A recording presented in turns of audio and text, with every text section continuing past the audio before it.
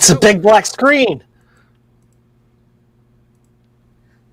There's lines. Good evening and There welcome you to the are. stream. How are y'all doing tonight, tonight, everybody? On our special episode, I have a special guest with me. None other than Joe from Joe's Computer Museum. Hi, So everybody. everyone, please give Joe a warm welcome from wherever you are so he can hear it from his house in somewhere USA. I still don't hear you. Clap louder. All right. Hey, Joe. Hey, how you doing, sir? I just realized I have a slight problem. Oh, no. Because I forgot to bring my headphones downstairs. I can keep people entertained So, for a Joe, couple seconds if you need to go run that. That's fine. So, Joe, if you could give me a minute, maybe introduce yourself for everyone, Sure. so I can go run upstairs and grab my headphones. Absolutely. Take your time, Thanks. man. Hi, everybody. I'm Joe from Joe's Computer Museum. I'm here crashing Justin's stream because tonight we're going to fix some stuff. I believe that Justin has a Mac LC or a Mac 2 or something he wants to do some trace repair on tonight. And he sent to me a DOS-compatible machine that's right here to my left that has a chip that decided to eject itself from the board with great amounts of force. So I'm going to be doing some crazy pad trace repair on that using original pictures as references because it's sketch. So we're going to see what happens. And it looks like we have Justin returned. Baby, plugging in the headphones. Is he getting it? Is he doing it? I don't know. Maybe. All right. There you are. Yeah, I realized that I couldn't unmute without causing an echo. Oh, yeah. So now we're You're good. not getting any echo for me, hopefully. Nope. Everything sounds good on your end. Good. Cool. Well, So, Thomas, if you're talking about the fact that now I won't be creating an issue, yes, it is fixed. So anyways, we have a special stream tonight. Yes, due to the magic of Janeway's transporter technology, which we may or may not have stolen from Section 31, Joe has my Emerson 8000 EC computer. yes. Which I made a slight mistake on. And so that there's, I guess because I haven't finished the video that shows me making the mistake, I made a quick little video at the last minute to kind of show you what happened.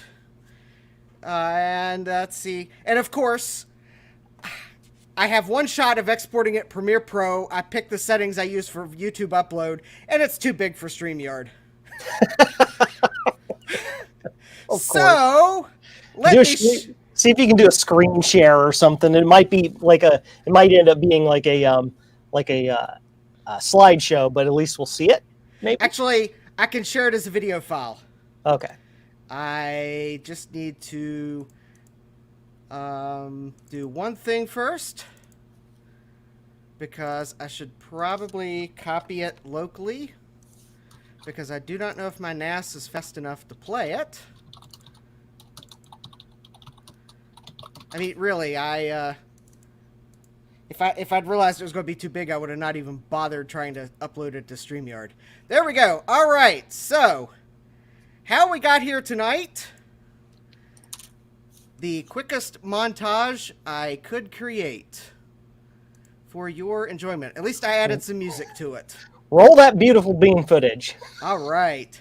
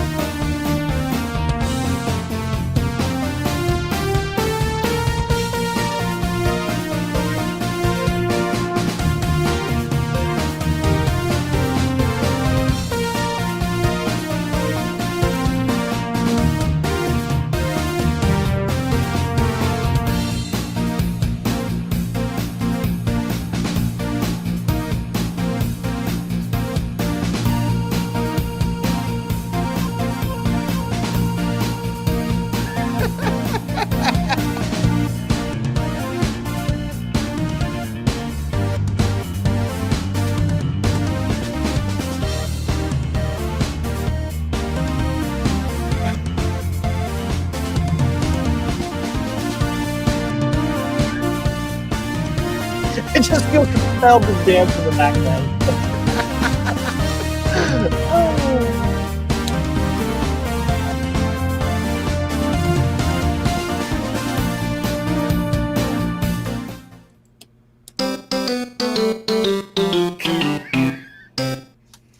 Did I do that? The shirt. Now you see why great. I changed shirts before the stream. That is so funny. Oh man. I found this on Amazon and I had to do it. I just had to do it. He did that. And I did that. Oh, that's great. So anyways, I guess a little more context. I was trying to upgrade my Emerson 8000 EC with a V20 processor to eke all that performance out of it. 30% faster. 30% faster. And so I hot-aired the original processor off because it was soldered on the motherboard. Soldered the first one down. Didn't have any issues there. Powered it up and nothing happened. I mean, the power came on. No video, no beeps, no error beeps, no floppy seeks, nothing. Mm-hmm. So I thought, okay, well, I bought these processors from UT Source. Did I get a bad one? So desoldered that one. Soldered on a second one because I always buy more than one part when having to deal with shipping from China. Always. Powered it up. No beeps, no error beeps, no video, no floppy seeks, nothing. So at that point, I said, well, I don't think this board is going to take any more soldering from me, so I'd better hot air this second V20 off and put the original processor back on. And so I got the V20 off, and everything still seemed hunky-dory. Started soldering the new one on, and yeah, I noticed that, wow, this solder is really congealing on this one side of the chip. What is up? This is never going to work because of all these solder bridges that I can't fix. So I hot aired the processor off, and, well, at the end of that video, you saw what happened when I tried soldering the original processor back on. Board damage, yeah. It ate through the top layer and it's into the actual what is that stuff called? Crosshatch crap stuff.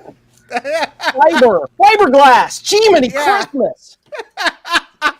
Well, at least you didn't call it that famous phrase now from Retro Repair Roundup. I don't say those words anymore. Yes, that's good. You can buy those words at jcm-1.com though. Anyway. As well as Blue Scuzzies when they're in stock. Oh my gosh, dude, it's crazy. I put 5 of each in stock. By the end of the day, they're gone. I then proceed to be busy all week, build them on the weekend, repeat over and over and over again. I think since I've started selling in the beginning of February, I have sold 78 units. That's more product than all of everything I've ever sold from my website combined. It's crazy. They're just super popular. I'm just glad to be able to be part of that and be able to say, hey, you guys another source. You know me. You're going to get an awesome thing that works. It's going to look all pretty, the whole thing. So, yes. Well, so I'm going to be working on this machine for you tonight. You're going to be doing something else in the background too, aren't you? Yes, I actually have 2 projects to work on, and the only reason I pulled the second project on the workbench is because I discovered something unfortunate about it. Oh, no. I know, and, hold on. Camera! Usually I'm yelling. I know! I'm probably going to have to change cameras, but anyway, so for all of you all that have seen my Marcintosh streams, probably recognize this is my 2CI logic board, and you probably notice a new spot on the board here because put me to the side and put yourself in a bigger window there so we can see it better. It's a little hard to see. Yeah. There you go. Okay, so And I'm actually going to probably have to pull the microscope out. Anyways, so I was just happened to be looking over this board, pondering, okay, what in the world could be going on? And I pulled out my little USB pluggable microscope because my big microscope is still log jammed on the side of the table. I need to get some C-stands, like, soon. But anyways, I just... And the funny thing about this is, I just happened to randomly set my USB microscope exactly like this. I mean, the first spot I randomly hit with the microscope, and although I nailed the positioning a bit better the first time, and I know it's out of focus. Oops. Hush, hush, stop, hush. Okay, sorry. Alarm. Of course, I don't nail the position correctly the second time. I mean, I just randomly put the board in a spot close to where I thought it needed to be. And now I'm having trouble finding the spot on the board. Zigzag cam, there it is. Oh, up to the left. Up to the left. Oh, you saw it. There we go. There it is. So I just happened to place the board randomly about like this because I was going to start looking at the pins going to the video chip. When lo and behold... All right, focus. Of course, I can't blame the camera this time because this is a manual focus camera. This is operator error here. There we go. Ooh! Broke! It's busted-doodled. I know. Look at that. And the thing is, I just sat the board under the microscope, turned on Windows camera, wasn't even rolling anything because I didn't even think I'd find anything so accidentally. And there is a broken trace right there on the board. Or as far as I can tell, it's a break. And it's going to the video chip. Everything else around that, too, looks perfectly fine. That's really weird. I know. That is the weird part. I wish actually, I think I do have a picture of it somewhere. I'll try to find it. But I don't think any of these caps had leaked over this far. Because I don't remember seeing any crud on the board. I think that might have been a break from the factory. I'm wondering if the U.S. government had a video card in this computer and maybe never even knew that they had a factory defect. Could be. Was it still completely good underneath the solder mask, or what did it look like before that? Let me see if I can't. Let me see if I can't upload a photo here, because I did take a snapshot. Here we go.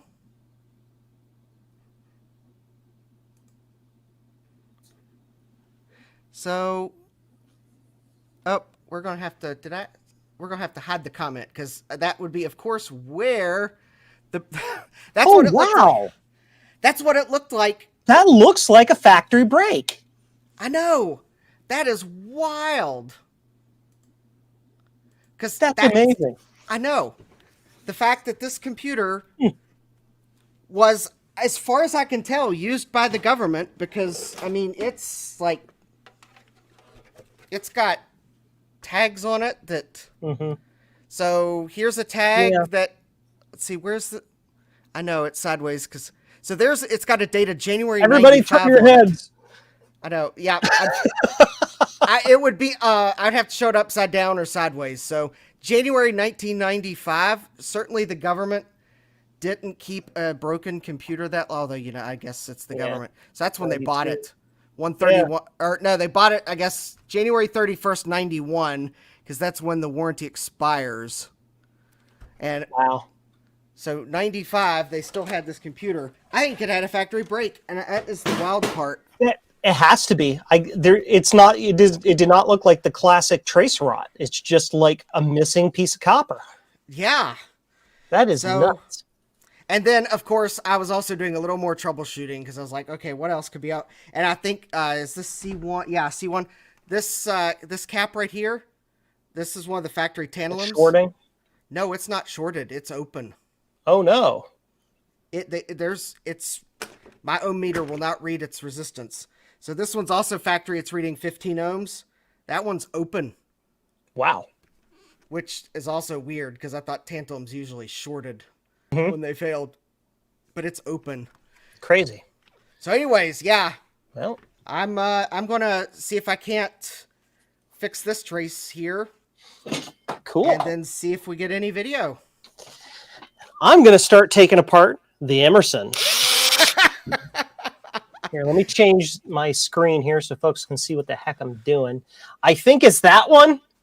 Kinda. Yeah, that'll work. Sure. Right.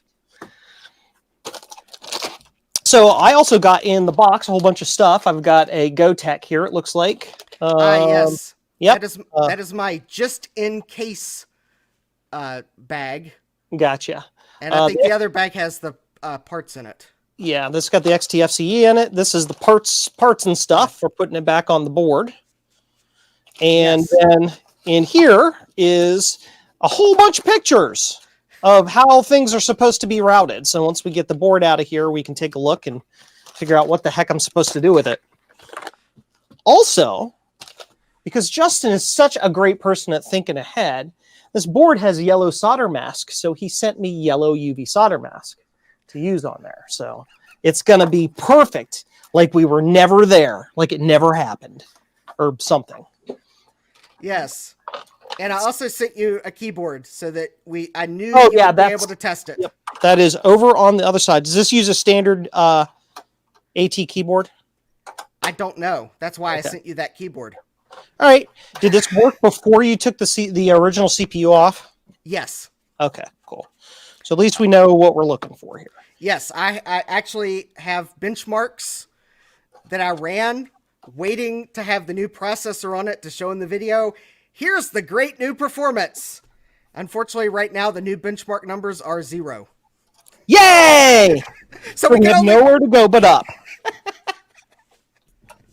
So, yes. All right.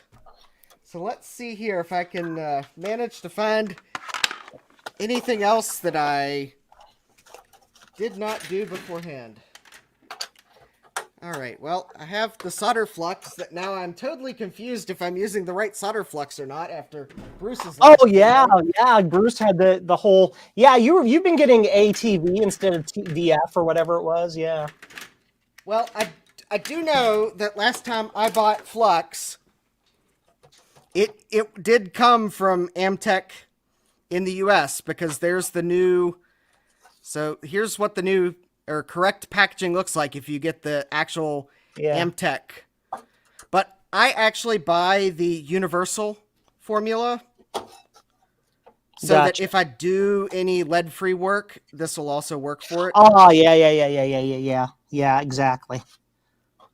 Lead-free, look at you being all green and stuff.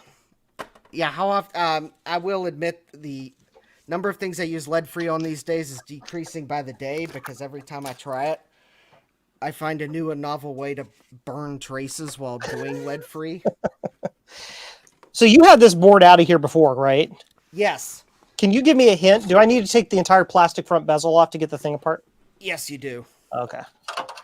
There are screws hidden behind the plastic bezel. Gotcha. I will give you a hint. The ribbon cable that connects the front panel to the motherboard is fragile. Okay. I'm looking at it now. It's one of those Mylar strip things. Got it. Yep. Okay. That is going to get disconnected immediately and very carefully. There we go. Oh, I didn't want to.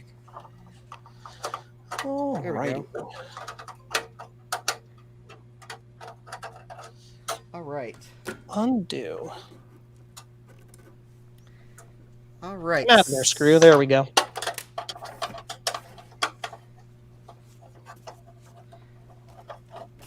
Okay, so let's see if I can't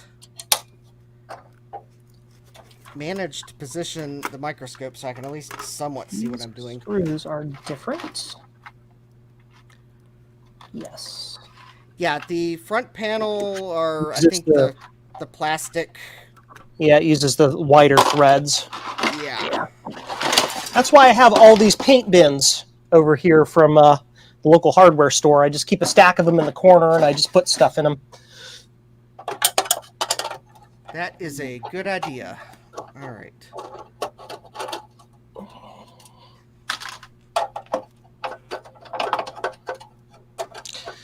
Alrighty. Oh, come on. You can do it. You can do it. Come to daddy. There we go. So this comes off of here very, very carefully. There we are. Why a ribbon cable? Why? Why? What is why? Why they do that? That's stupid. That is the dumbest thing. Anyway, I'll give you one guess which company doesn't make computers anymore. Actually, okay. I've been trying to figure out what OEM built that for Emerson Radio. Yeah, who knows? But yeah, Emerson Radio does not sell computers anymore. Looking at the design, it reeks a little bit of Epson. It would not surprise me, but I kind of wonder if it's the OEM that did Epson's computers too. Yeah. All right, so this whole unit comes out as a unit. Yes. Maybe. What are you stuck on? What is holding you in? Did I miss a screw in the back? I don't know. I think you missed 4 screws in the back. Well, I got all the ones in the back out that I could see. Oh. Yeah. Oh, I think it's just the lip of the power connector. Yep. Mm-hmm. All right, so we got to disconnect that cable very, very carefully. Yep.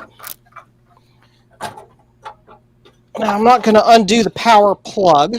Hi, everybody. Look at my armpit. Because these are, I don't need to do that. I just need to get to the baseboard and then put this out of the way. So let's get these cards out. Now, what goodies do you have in here? Let's see. You have. Oh yeah. Let me. Hey. Let's go to big screen so people can see what I got in there. You have a Resound 2 OPL3 audio card from TechSelect.com. That's cool. So that will go over here in the parts pile very carefully. And what's this other thing? This looks like a MIDI card or a joystick card. It's a joystick card. A generic, bog standard control adapter. Very, wow. Yeah, it's literally Jelly Bean logic. Yep, it's like, I'm on this address, send data out the bus. Yep. Mm-hmm. Bog standard video game controller. Actually, I pulled that video game controller out of the 386. Oh. Is this a... Yeah, this is like a... This is a 8086, basically, right? 8088. Or 88. That's what I meant, yeah. So. Look at me not knowing what I'm talking about. Shh. Don't say it. We won't tell anyone, Joe.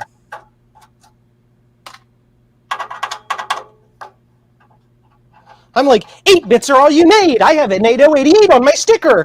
And I couldn't remember that the 8086 is the 16-bit original. Whatever. You also have a clock chip in here, it looks like. Yes. That is a replacement from the Glitchworks. Ah, okay. Which is about an hour away from me, actually. Ooh, cool. So you can just kind of like drive there and say, give me stuff or else? Probably not. I don't know that they have a retail presence, so for all I know, I'd be showing up the proprietor's house, and they might not like that. It's like Gib parts. Gib make occur exist happen parts.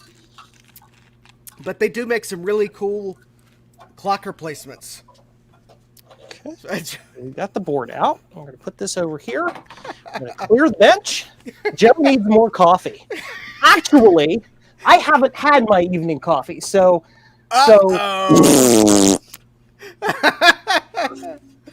We're going to get this all the way over here out of the way. Way over here.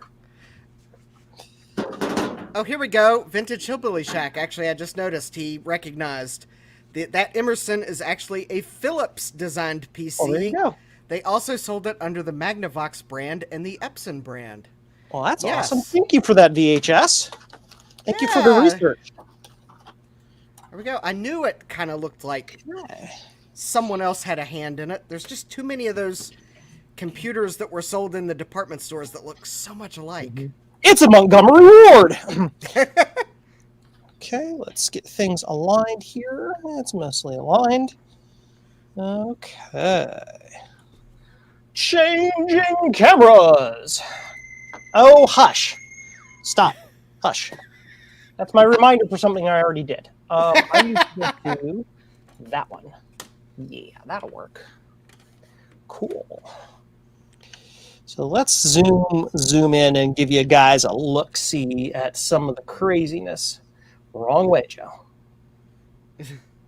Yeah. Yep. Mm-hmm. Where's my pokey tool? There it is. Oh, and don't forget, Joe, I think on the row... that one there, that's fine. This... There is a weak pad at the... on the... I guess... I'm having trouble deciding how to describe where it is. It would be closer to the inner side of the board. On the side of the chip. There's a pad that's kind of weak, so you might want to watch out for it. No worries. In fact, it is... Yep. It's going to be... You see that black dot on the board? The black dot on the board. Scroll the board to back the other direction. So it'd be toward... Okay, there's a black dot there. I think it's the pad to its left. So you think this one's a weak pad here? Or the next... It's one of those. Or maybe it's the one... Yeah, that one right there. Okay, maybe it is that one. Yep. I knew one of those pads was a little on the weak side. It's all right. We'll make it work. All in all, it's not that bad. I have seen much worse. Don't worry. Yes. Yeah, this pad is soldered to that tray, so I'll have to remove that. Did you use silver solder on this or lead solder? Lead solder. Okay. All right. Thomas Armstrong says he sees a short, but it may be one that I've already noted on my repair sheets. Yeah, we've got a whole yeah. We got a whole list of pictures of saying where you can't see it, where everything goes. I've got notes. Don't worry about that. I can see pretty well where most of them go. There is one that kind of like skirts around in a weird location around here somewhere that when I reviewed the notes I noted, and like that's weird that it routes that way. Yeah, this one here goes woo around like that. That one goes there. That one goes there. This trace needs to be moved over and reconnected. That's fine. This is an empty pad. Yeah, that was a no connect. Yeah, this one goes here. This one goes here, and then that's fine. We'll have to do a test on this trace right here, but that should be okay. Excuse me. I apologize if I cough or sneeze on camera. It is very dusty in my basement today for some reason, and it has just been destroying me all day. And before anybody says, Joe, you have allergies, the answer to that is no, I don't. No, I've never have. It's just dust. But yeah, that doesn't look too bad. First things first, we're going to clean the crap out of this board. Okay. Yeah, there's a mound of solder flux on the board. Yeah. When I stopped, I was like, okay. I'm going to stop, and because I don't want to do anything else to this. Yeah. So the first step I'm going to use is this is my Joe's patented PCB cleaner. You can see it in the bench cam there. What that is it's 33% isopropyl alcohol, 1/3. We'll just use thirds. It's 1/3 isopropyl, 1/3 ultrasonic cleaner solution, and 1/3 Windex. And that's good at breaking crud up And then I do a final path with just isopropyl. So we're just going to put a little on there, and we're going to zoom out. Whoops. We're just going to clean. We're going to clean up the area. Cleaning is very important when you're doing the trace repair before you actually get traces down there, because then it helps whatever you're using to adhere the traces, pads, whatever, to the board, adhere to the board, basically.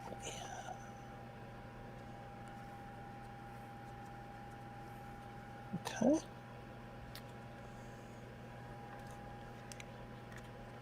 It's like asthma board cleaning. It's like lo-fi beats for your homework.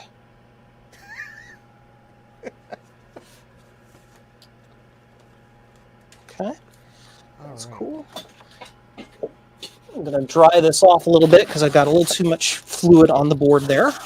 That's fine. I'm going to hit it with the isopropyl. This time I'm going to apply the isopropyl directly to the cotton swab here so I don't flood the area. So we don't need a lot for just a quick deglazing pass, so to speak.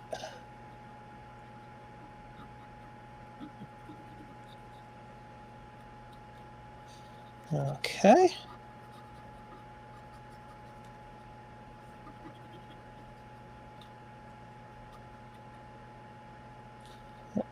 Looking at the tip of the cotton swab there, we can tell it is very, very clean. Super dupe. You know, I just had this thought that break on this board is so short, I could almost... For just solder bridge it? Solder bridge it. Yeah. Okay. Which would be a whole lot easier than trying to... Get the iron hot here, which I should have done before, but it's fine. My iron heats up in like 10 seconds. And first things first is we're going to clean up the couple of pads here that are all kind of cross-a-doodled. Get them back in place. Oh, I'm making a mess. I'm tangling things on my bench. Don't. Stop doing that. You can stop that now. Stop.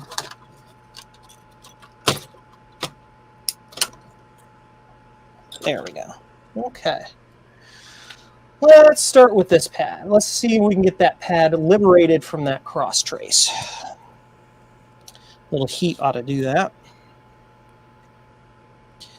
Okay.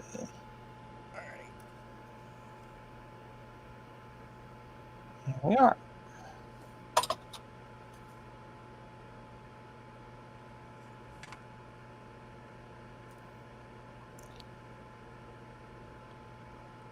Okay, so that pad's been liberated.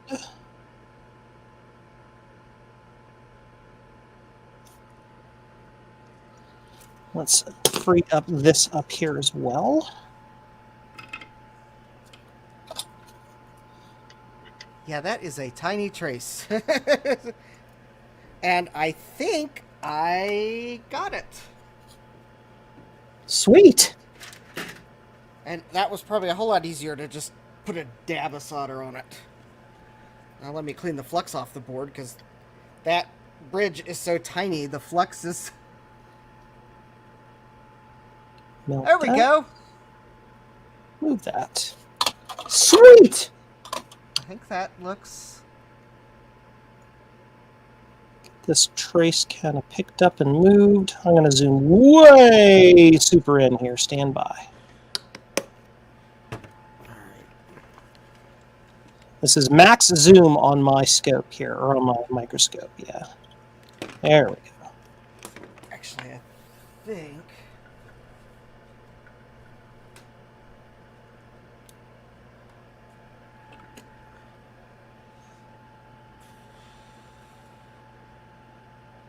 let's see...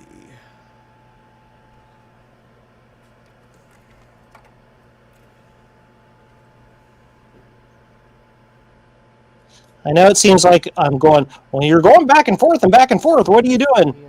I cannot emphasize how tiny this trace is. So tiny little movements of my hands are huge movements of this at the board level. So There we go. That's all separated, and then I can paint that over and fix that before we proceed. Okay, so this pad we don't have to do anything to. We have to fix these two pads here. Okay.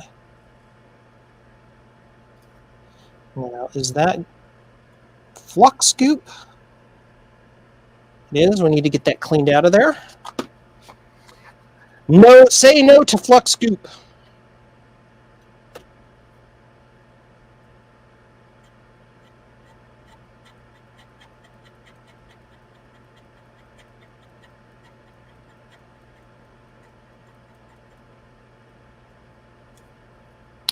All right, we're going to do something a little risky.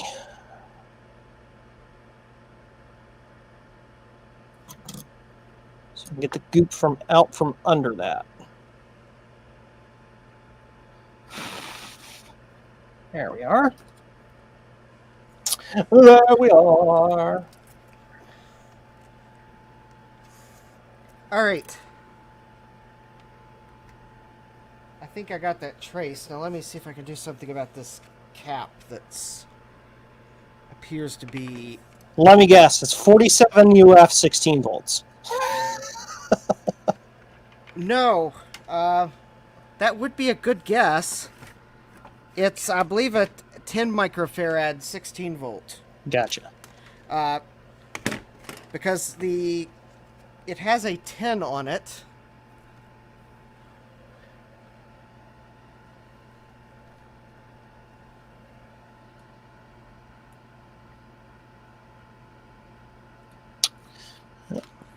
My attempt to flatten that down has liberated it from its connecting trace, but that's okay. We can fix that. So it's this cap here. It says 10, 16 volts. I looked at the Beaumark schematics to double check, and well, the Beaumark schematics just simply say 10. But it looked like the schematics only noted a size of the cap if it was something other than microfarads. So I'm pretty sure this is a 10 microfarad. Okay. Oh, I'm zoomed in so much. But anyways. Speaking of zooming in, there's super zoom for you.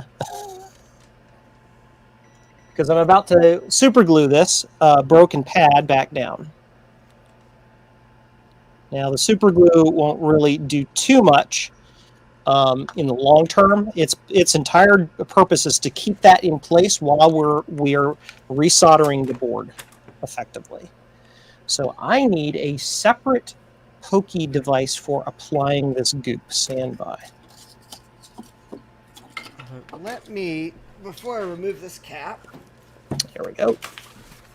Let me drop all my tantalum caps on the floor. Of course. I mean, what else would you do? And I probably, of course, dropped the 10 microfarad 16 volt ones that I have, that I'm pretty sure I have. Okay, that's not them. They will, of course, be the last ones I actually look at. Oh, no, actually, I did not drop them on the floor. What do you know? Here we go. Let me just make sure I have caps that actually will fit. 10 microfarad, 16 volt. Yeah, here we go. Oh, actually...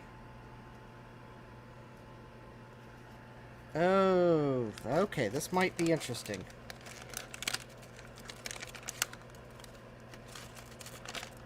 I apologize for not commenting back. I'm focused on what I'm doing. What? My tantalum caps are...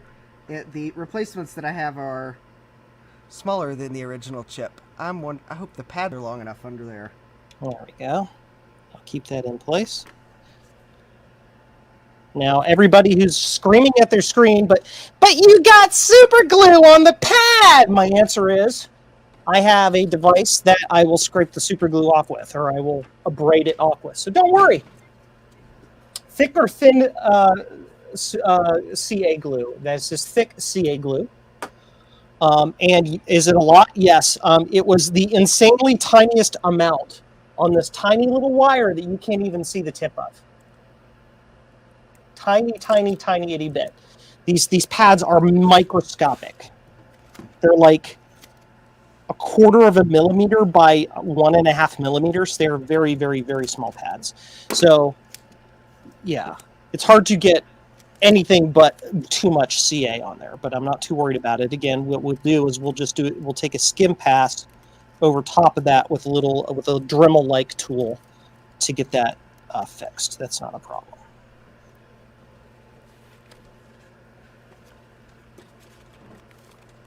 Zoom out just a little bit.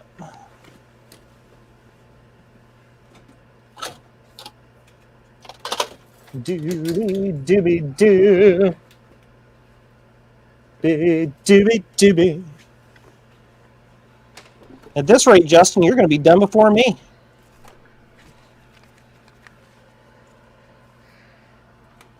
I'm plugging in my hot air gun. I'm going to hot air this tantalum off the board. Got it. Okay.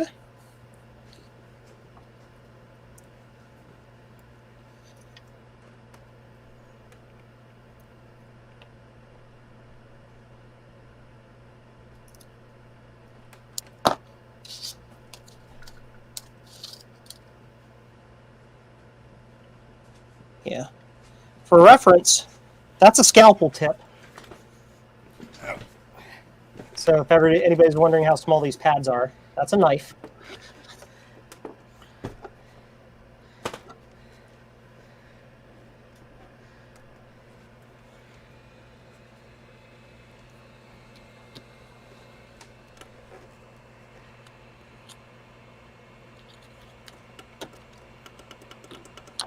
All right, so where is that little piece of wire I was using for that function? I probably threw it away like a frigging idiot. That's fine, I got another piece right here.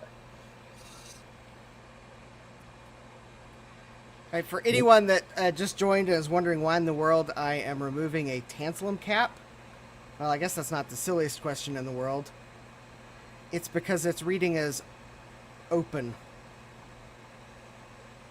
So it doesn't look like it blew because I don't see any damage on it, but it's not shorted. It's open.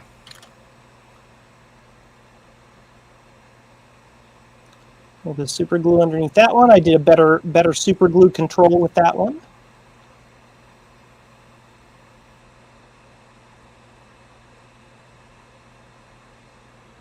I'm a doctor, not an electrical engineer. I'm not even a doctor. I have a doctorate in kicking butt. Ha ha ha. Ha ha ha. Nerd joke. Oh, wow. Okay, that replacement that I have just fits on the edge of the pads. Okay, so I can replace it. Okay. Yeah.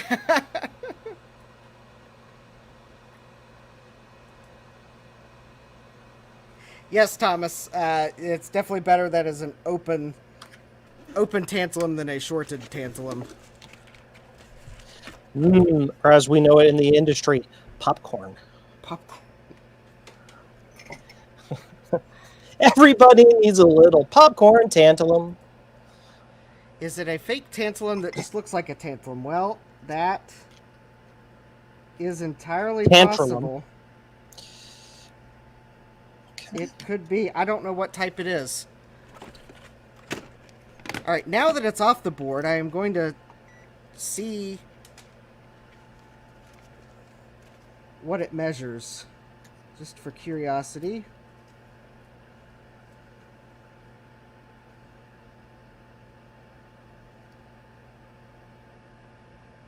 Oh, wait a minute. Why am I trying to do this the hard way?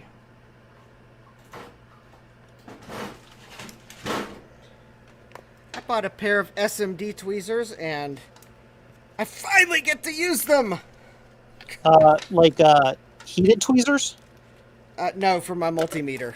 Okay. I forgot that I had them, but no, they're light. They look like the heated ones, but they're just multimeter.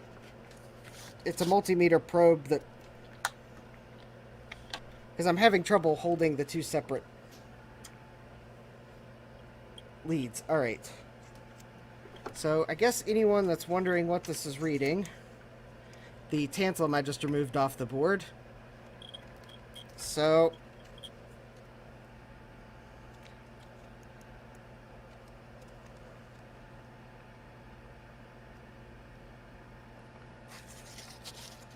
there we go. Yeah, it's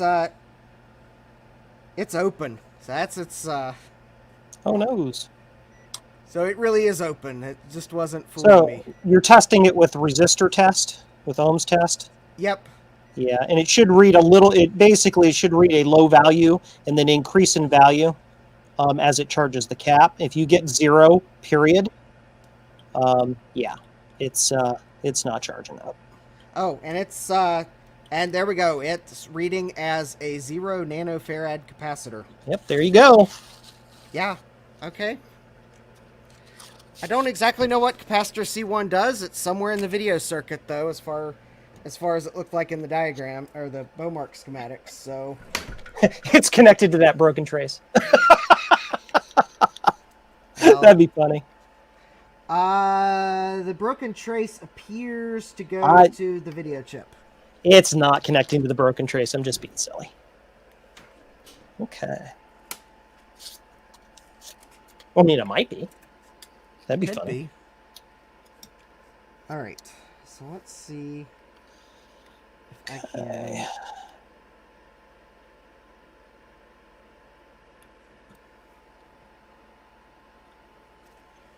Tack this new capacitor on.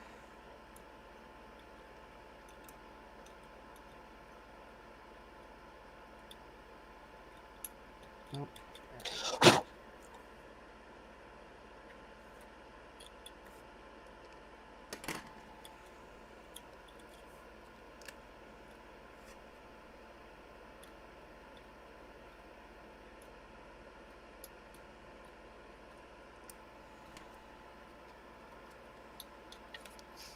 In reality, the epoxy I'm cutting through right now, or the solder mask I'm cutting through right now, is quite thin.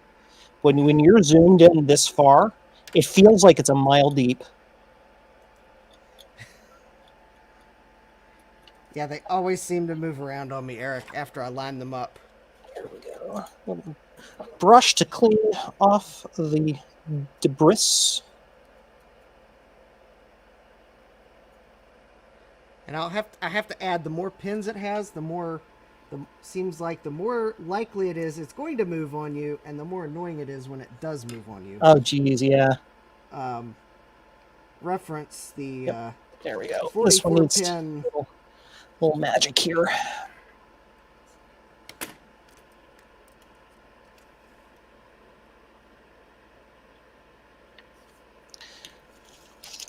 I have Who Can It Be Now by Men at Work stuck in my head. I don't know why. I guess I can't really complain. It's a good song. Who can it be now? Copyright infringement. Ah! Sorry, Justin. See, I can sing now. I'm not on my channel. But Joe, I haven't even made YouTube partner status yet. Jeez, this isn't it. I cannot exclaim how tiny that little bit of super glue is in reality compared to what I actually need to use here. It's insane. Which, if you'd like to help me get to that sweet, sweet YouTube partner status, Yes! why don't you hit that old subscribe button? If you're here and you're watching and you're not subscribed, what even is wrong with you, right? Like, you need to do the thing. Justin deserves it. He makes cool content. He's super nice. He's super fun. He's super funny. He's smart, and he knows what he's doing. So, like, support the guy and click the subscribe button. And while you're here, click the like button, too. That way YouTube knows that you like this content, and it will show this content to people who like other similar content. And it will do the promotion for him. So do it. Do the thing, please. Thank you. I also want to mention, since I have your attention, that Justin has been one of my longest and biggest Patreon supporters for a very, very long time. So while I have you here, Justin, thank you very much, sir. You're quite welcome, Joe. And in fact, you may also admit to something else I did for you. I'll let you do it because you're on my channel. Sure. I don't know what that thing is, but you remind me real quick. You know, in Retro Repair Roundup, you mentioned that someone sent you an MSX and you didn't want to say who it was. Ah, yeah. So that's what that is. So you may tell the world who did it. Justin heard that I wanted an MSX computer, and he had one.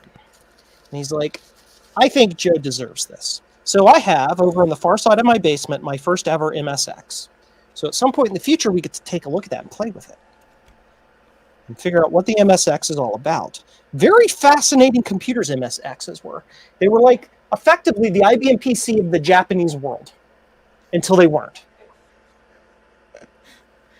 I also think it was Microsoft's last gasp at licensing BASIC. Yeah. Because, man, did they milk their licensing Dude, they beat that horse to death. Because the MSX standard, I believe, was formed by ASCII Corporation in Japan, which is actually the Microsoft subsidiary. Yep. And so, of course, MSX computers come standard with Microsoft BASIC. Yes. But the big thing about the MSX computers were, compared to most computers of the time, they had two big things going on for them. One, anybody could build a licensed machine, and if it had the MSX logo on it, it was guaranteed to run anything with that same level of logo. So if it was an MSX, it'd run MSX. If it was an MSX2, it'd run MSX2. But also, the hardware specs for that machine at the time were insane. The sound and graphics capabilities for those machines were really, really good, and were really only rivaled at the time by the Commodore 64. So, yeah. So, Vintage Hillbilly Shack, are you asking about an ISA card from the day with flash memory on it? Because I had the XTCF Lite that I sent to Joe has a flash memory chip on it. And I actually did start running into trouble with it in my 386. So actually, I'm hoping that I straightened it out for Joe to test the machine. Yeah, worst case scenario, we throw some old hard drive at this machine. I've got enough hard drive adapters and drives. We can use something to test it with. If we have to, I got floppies, man. It's fine. We'll make sure we know it works at the very least.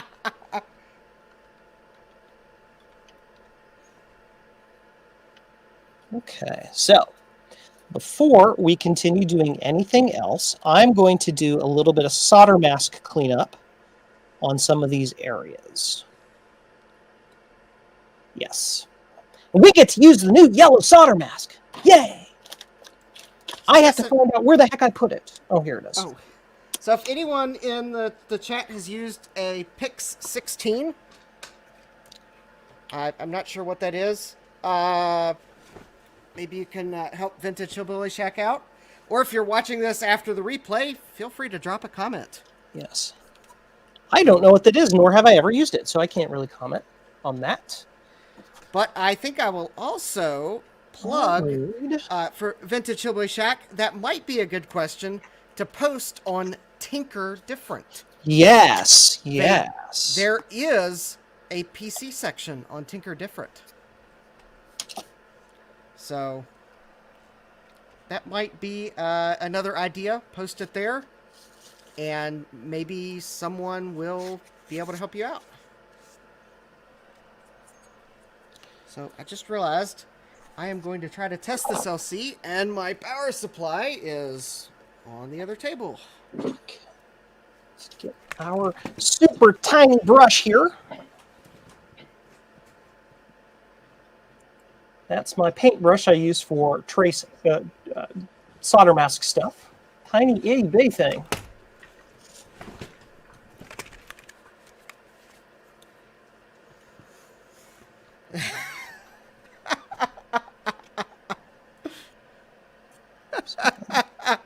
I want to get these things soldered together first. What you Oh. laughing at? I'm not watching the chat. I'm paying attention to my camera here. Well, Jeremy, if you could listen to 2 streams Oh at my once, you have more brain power than I do. Because sometimes I can barely listen to half a stream without losing my train of thought. A little bit of flux on there. Oh. Now this is the trace that kind of split in two, so we're just going to use solder to bridge it, basically. Oh, hold on. And of course it moved. Because of course it did. Of course. Where's my pick? Where'd my tool go? Hello, tool. There we are.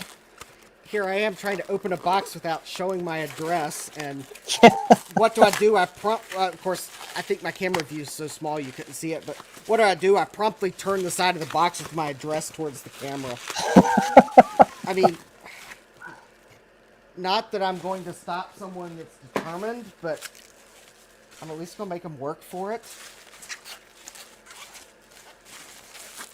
There we go. But if any of you all saw my Marcintosh stream where I powered the board on and it chimed, but I had to use headphones to hear it, I bought a new speaker for it. Yay! Was it just a bad speaker? Is that the only problem for it? Yeah, the speaker that was in it measured open. Oh, it was open circuit. Yeah, so it was, should have been 32 ohms, and it was open. Well, there you go.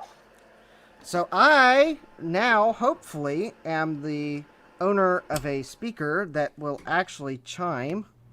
Owner of Baloney Art. So we will... and let me I'm not sure who got the joke, guys. Did you guys get the joke, owner of Baloney Art? You get it? I did not get the joke. Owner of a Lonely Heart by Yes. Oh. Owner of Baloney Art. All right. Sorry.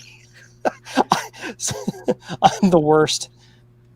That little trace piece fell off. That's okay. It doesn't really go much anywhere. And if you're one of my subscribers and you're not subscribed to Joe's channel, well... You're evil people and I don't like... No, I'm kidding. You're missing out on great humor. So, what are you waiting on there?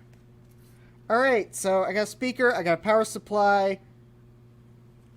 Gosh, that is so much. Hey, the new speaker works, although it was pretty quiet, but it works. Yay, speaker!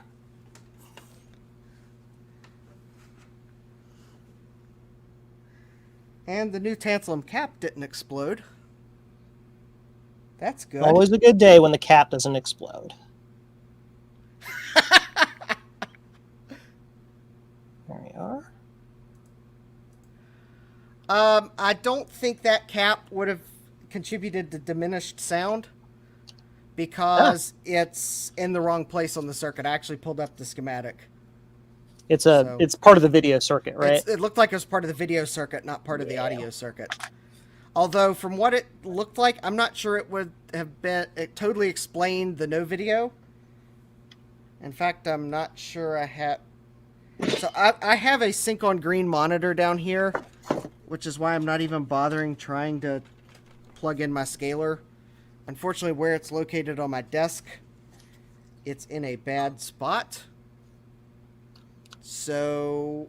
But I have no video. Yes, from the built-in we have no bananas. All right. So... Well, Bruce, where you got the beepity-beep-beep machine. I need to test if they fix this trace.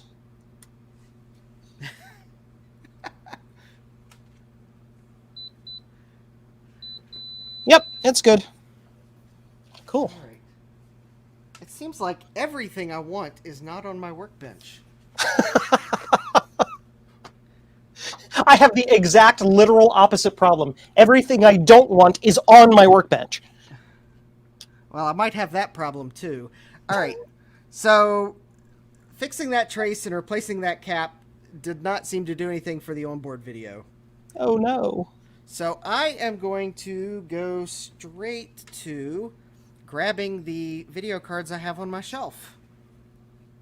Which, I don't know why I'm going to go do that. I don't think they're going to work.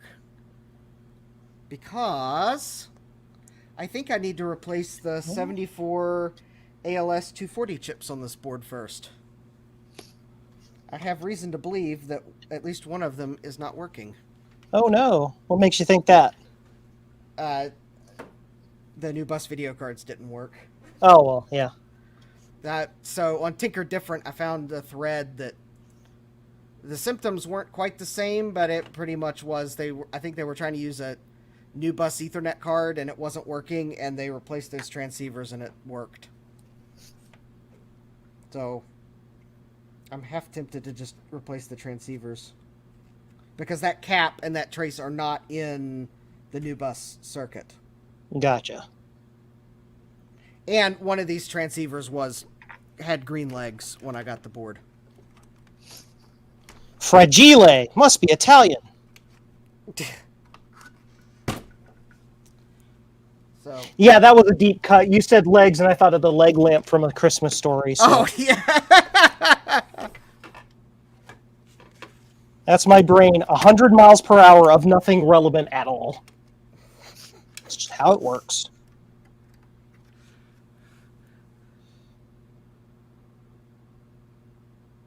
So, anyways, there are 2 bus transceivers on the board. They are here and here. Don't fall for the trick, because that's not one of the bus transceivers. That's some other chip. But if one or both of these do not work, then the new bus cards will not get their IDs. Because I think these are involved with giving the IDs to each of the new bus slots. Gotcha. Something like that. All right. So, where is my magic light box? Here it is. We are going to cure this solder mask real quick. It may seem weird that I'm putting solder mask on before doing anything else, but I'm isolating traces that may be exposed and also using the solder mask as a little bit of a glue to help keep things in place. Joe's Magic Box. And this is basically just a nail salon curing light.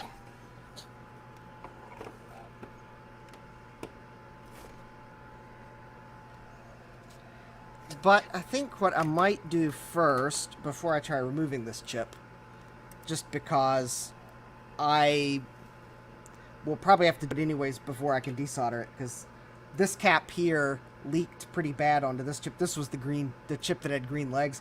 I'm going to just try to touch up the legs with a little bit of solder, and then see if the new bus video card works. Sounds like a good plan to me. Because if I do have to desolder it, that will actually help get the chip off easier. So, in either case, I think I'm going to have to add solder before I remove the chip. So, why not just see if maybe touching up the solder maybe makes something have a connection. I got people in the chat saying weird questions about me. So I'm going to, while I'm waiting for this to cure, answer their questions. Sure, go for it. Jeremy says, I'm not only subscribed to Joe's channel, I bought Blue SCSI kits from him. Yes! Thank you. I do appreciate your business, sir. Thomas Armstrong says, I'm waiting for Joe to finish his SE Reloaded. Yes, I have most of the parts in for that now. It's just a factor of finding enough time to where I can either just do it or live stream it, because I want to share the live stream of that. Rudy, oh, wow. And Rudy tapping into the knowledge of how busy I am is like, do you think Joe will fix his pumpkin Mac and finish all of Javier's boards? To be fair, I only have one of Javier's boards left to fix. But yeah, I got the pumpkin Mac fixed this week. I usually keep it in my side, and people were, the last couple streams, they were missing it. So, yeah. Computer Arch, yes. So, speaking of the Pumpkin Mac, let me show you guys something.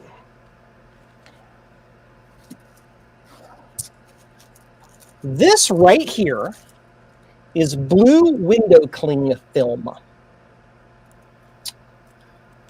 Now, I'll tell you why I got this. I love the concept, especially ever since I saw Adam McGee's Hulkintosh. I love the concept of having a color, a total, like a color-themed Mac. And the first one I did as I went for the orange, because the amber CRTs are easy to find, right? So I figured that would be an easy first thing. But the next one I wanted to do, or really the one I wanted to do first, but is nearly impossible to do, would be a blueberry tosh, or berry tosh, where using a true blue phosphor screen. The problem is that I believe that's a P11 phosphor. It's a real deep blue. Finding those in this size and this form factor that would go in these is nearly impossible. I've been searching for months and have not found one. But I thought to myself, well, let me step back and say, I recently saw somebody saying that they found a PET, like a 2032, an original PET, CBM PET, with a deep blue screen. I'm like, PET, Commodore got them, they'd have to be out there. But what it was is that they had a film over their white phosphor screen.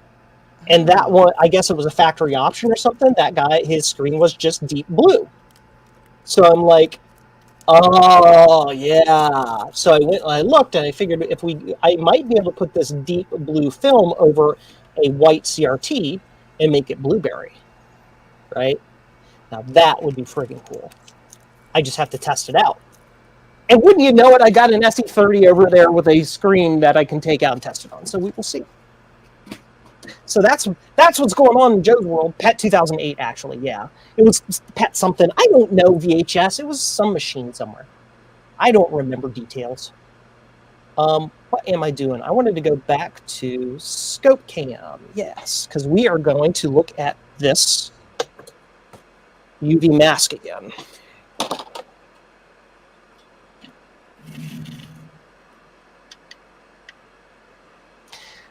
That UV mask looks really good, actually. It's from a color perspective. When you're away from the board, it's very hard to tell that it's been remasked. Oh, yeah, that is a good match. It's really nice. It's better than, like, putting green on there and be like, this board had stuff to it. Okay, so let's check it to make sure it's cured properly. We just poke at it with a wire. Enhance. Enhance.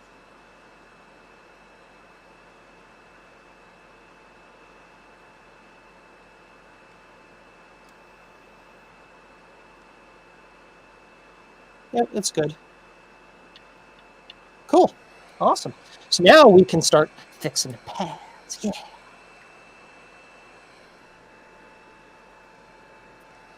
Where's my scrape tool? Hello, scrapey scrape tool.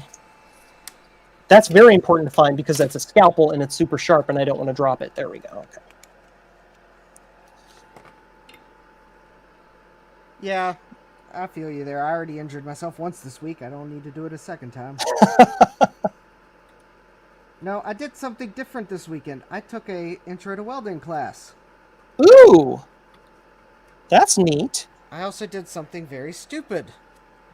You forgot to put on your safety goggles. No. I forgot how hot that the metal would be even after sitting for a few minutes on the table. Yeah. Oh, it's not glowing anymore. It's fine. And even though I was wearing welding gloves, well, I still burned my finger. I'm just... Because the thing... actually, it's one of those ironic things. If I wasn't wearing welding gloves, I probably would have felt the heat radiating off the metal and would have... Oh, you've been like, yeah, that's still warm, yeah. But since I had the welding gloves on... You just pick it up and you're like, everything's fine, everything's fine. Why is that hot? Ow! Why is my finger cooking? Yeah. Chicken. Rudy says, I may be able to get you that Bluetooth if your film doesn't work out. Ooh. Rudy's got the hookup with something. Yes, Rudy. Get a hold of me on Discord or something, dude.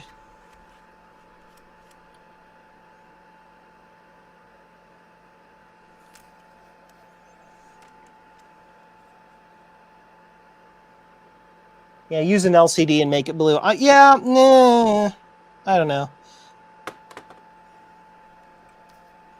Like I'm kind of weird about that. Like I want it to be our CRT, but then I also want it to be in a clear case. So it's like I want it to be both original and not original at the same time.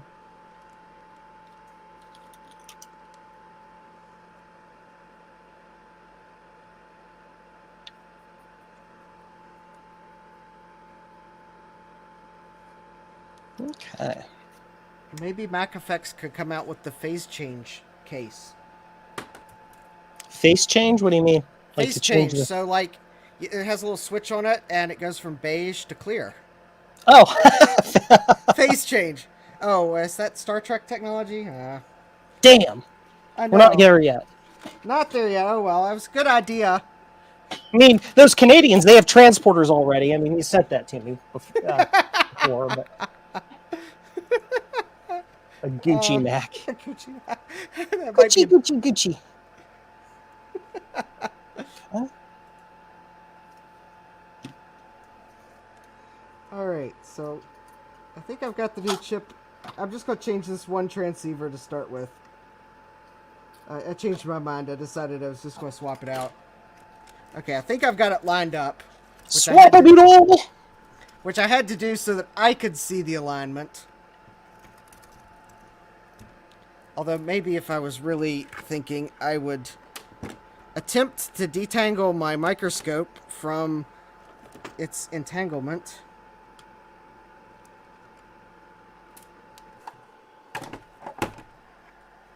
And get it so that you can see what I'm doing.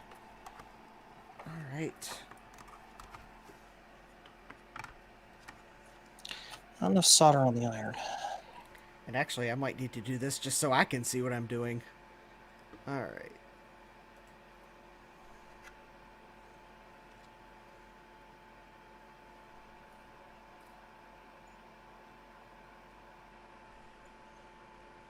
Fixing pads, gonna fix a whole bunch of pads. Don't keep singing that song or you'll get just a copyright infringement. I'm not aware that that song has been copyrighted before. Triangle Man? Oh, never mind.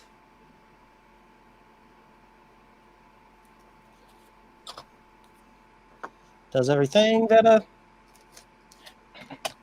triangle can.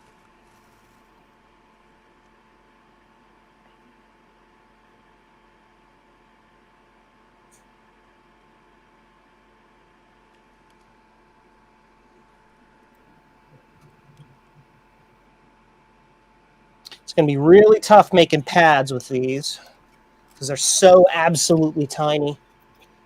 Give me another pick. This one?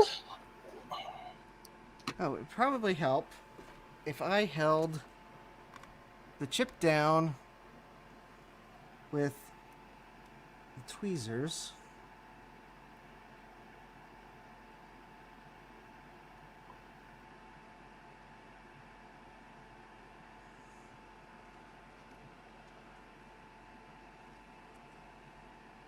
Put some solder on the tip and drop a solder ball somewhere on the logic board that I will now have to go find where it's held to.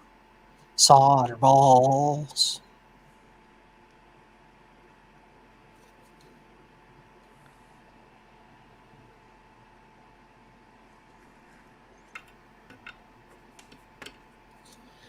Let me get my fancy new tweezers here. Maybe that'll work better.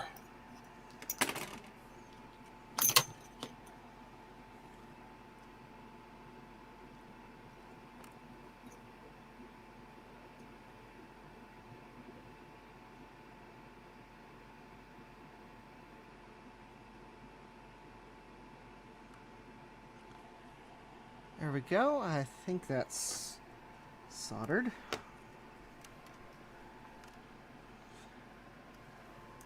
Just got these tweezers yesterday.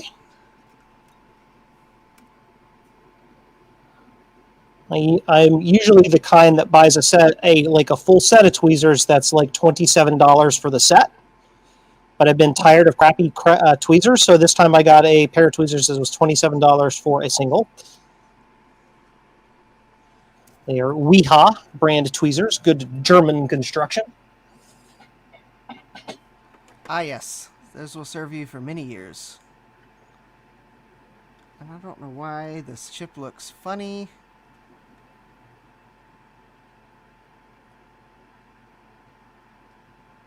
All right.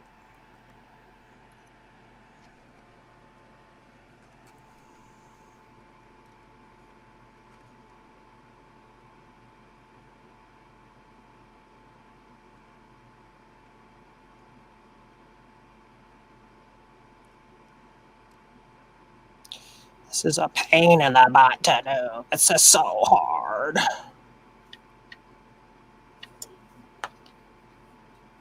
If this were my own board, I'd be putting a single trace across and being done with it. But this is not my board.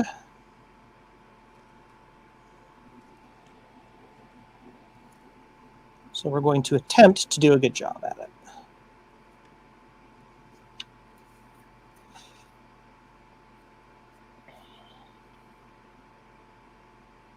Well, just let me know if alternate means need to be considered. What was that? Let me know if it does come to making a decision on alternate repair methods. Throwing it in the trash. Got it. Understood. I'm kidding. Well, I'm hoping that it doesn't come to that. That's Nah, it's not that bad. It's just tedious is all. It's really super tiny work here. And I'm not like those Chinese repair guys who do this so often that they can do this at 1,000 miles per hour. I'm sure you've seen those repair videos on like TikTok and Instagram and stuff, but I don't TikTok actually. I refuse to TikTok. TikTok, click clock. So you can follow me on my socials at Twitter and Instagram, but you will not find me on TikTok, and I don't really do shorts. In fact, I was actually trying to create a shortened version of the other video I did on this computer just to kind of bring people who might have come from Joe's channel up to speed. And my condensed short of that first video was still turning into like a 10-minute video. I don't do short. Okay, maybe it wasn't quite 10 minutes, but I was estimating by the time I was done it might have been 10 minutes. It's like, how can I make this shorter? Speed the video up by 4,000%. Okay, it fits in 1 minute. Got it.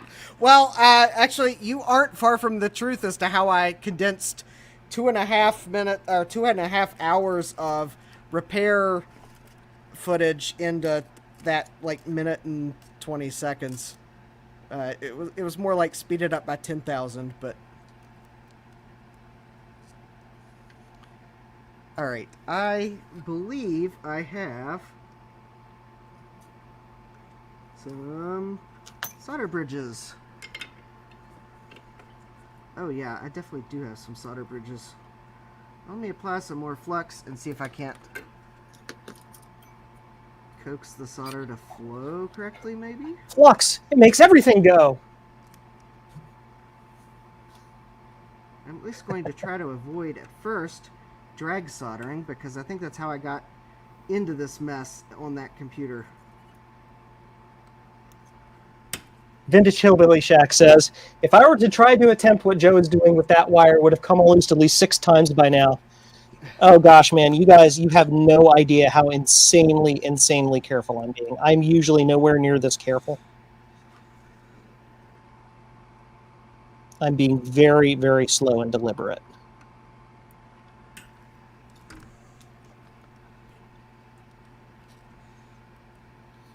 Okay. Now we got to do one more right next to it. 1 damn minute, Admiral. So it's First Contact Day. Did we all see the Star Trek info drops that happened? Oh yeah, I think I did. So 2 big pieces of Star Trek news for today. One is one that they've been dropping a lot about later, or before, and that was the director's cut of Star Trek, the motion picture, the 4K director's redone whatever. Oh yeah. I watched a couple choice scenes from that this afternoon. Wasn't impressed. I'll just leave it that way and let people go and watch it. And if you have Paramount Plus, it is, because it's only available there right now. You can go and watch it and give your comments, your opinions. But the other thing is a huge drop for Star Trek Picard Season 3. The entire original cast of The Next Generation will be guest stars. All of them. So that's cool stuff. With the exception of Will Wheaton. That poor guy has been snubbed by them forever. He was given the crappiest lines for the most years, hated his work, left the show. He is one of their biggest proponents and allies and evangelists. And they bring back Picard as a show. And, yeah. Yep. Tasha! Tasha is not going to be in it because, of course, Tasha is dead. Will Michael Dorn be in it? Yes. It's Patrick Stewart, Jonathan Frakes, Brent Spiner, Michael Dorn, LeVar Burton, and Marina Sirtis and Gates McFadden. They are all on it. The people on Ars Technica were asking if Dana Mulder would be back. Which, is she still alive? Like, I hate to say that way, but I don't know. But I suspect the answer is in either. Well, if she is still alive, she's probably not coming back. Yeah. And if she's not alive, then she's definitely not coming back. I mean, when you think about it, she's a contemporary of Bill Shatner. So. Oh yeah. Yeah. So. She was on the original series back in the day as a guest star on more than one occasion. Oh, I forgot about that. Yeah. She played some princess or something or other that was somehow cyclically bonded to a Medusan, or I don't remember exactly. I don't know. It was original Trek. They were all hippies. They were all high on something.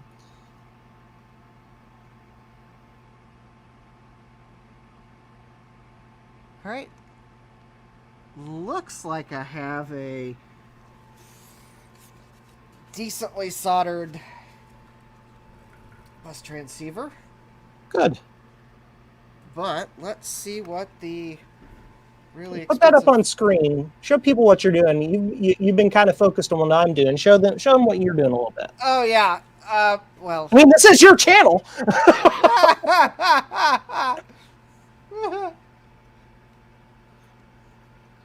Yeah, it's one of those moments. It's if I only had an administrative assistant. But my channel doesn't make enough for that yet. Okay, so I just replaced this bus transceiver chip, and now I'm just inspecting it under my big microscope. At least make sure it doesn't look like I've got any solder bridges.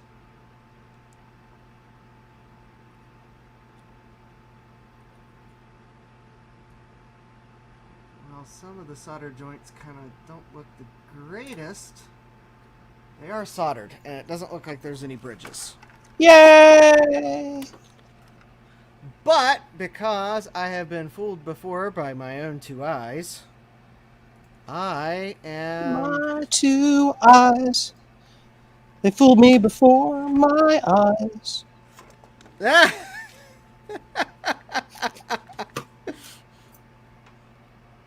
Okay, I have to admit, I haven't gone searching for the free administrative assistance. Spouse. Oh. I don't have one of those. Okay. So, all right. Even if it's like, honey, do you want to help me like goof off on the internet with a whole bunch of overgrown 12-year-olds? No. Okay, now that's how I know she'll be the one for me. If the answer is yes, I'll be like, marry me now.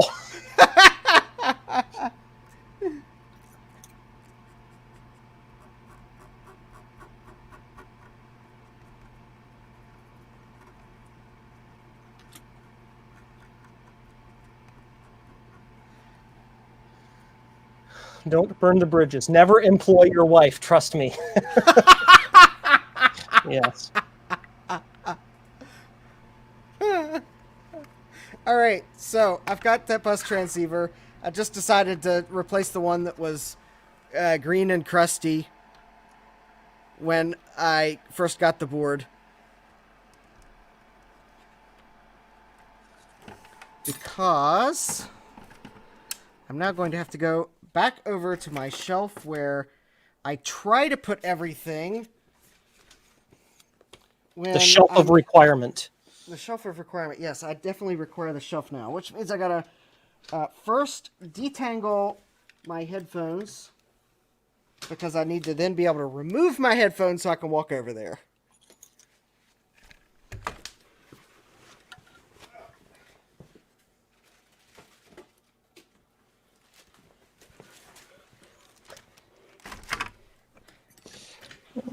I don't like that. That tail needs to come off there a little bit. Now using a very sharp implement with my left hand, which is not my dominant hand. All right, so what I have, and I have an open question out on Tinker Different, so maybe if someone in the chat knows the answer to this, I will update my own thread. I'm trying to collect a list of all of the Macs and video cards that are only sync on green. But anyways, I have a Macintosh display card. And this is the first one I bought, because now you're probably going to realize I did not get a video signal on that one, but it was sold untested. So why buy one when you can buy two for twice the price?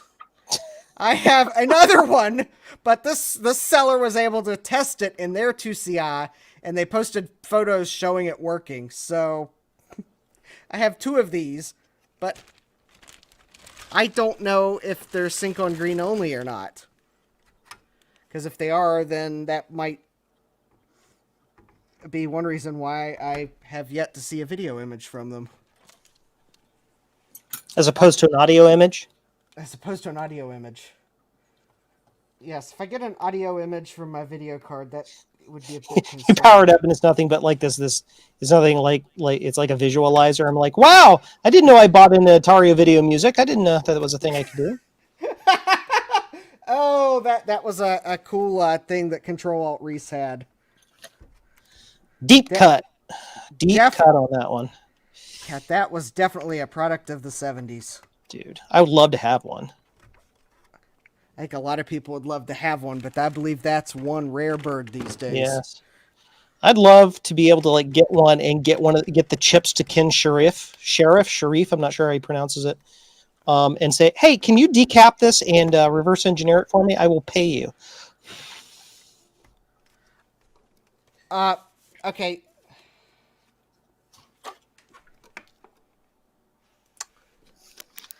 The problem is that with the sync on green monitors, they won't work with my scaler because my scaler is expecting VGA. Oh! My trace went off to the side. Stand by. Oh no. I mean, it didn't tear off. I just bent it. I have a Dell monitor which is sitting to my left, and I know I'm ashamed to say that I have a Dell monitor hooked up to my Mac 2CI, but it at least allegedly does sync on green. So I'm going to try it first to see if I get a video image. So Don't feel bad, man. My bench monitor is some no-name thing that I got from Reactive Micro that just happens to work really well and has every input under the sun. So we use what we can use. well, currently I have 4 monitors on my bench, and they're 3 different brands. I envy you having enough space to have 3 different monitors on your bench. I don't really have enough space for that 4th one, but what am I going to do if I need a sync on green monitor, but just set it somewhere where it doesn't fit? Yeah. All right. So with this video card, I have no video image. But at least the chip I just soldered on is not. It's not feeling hot.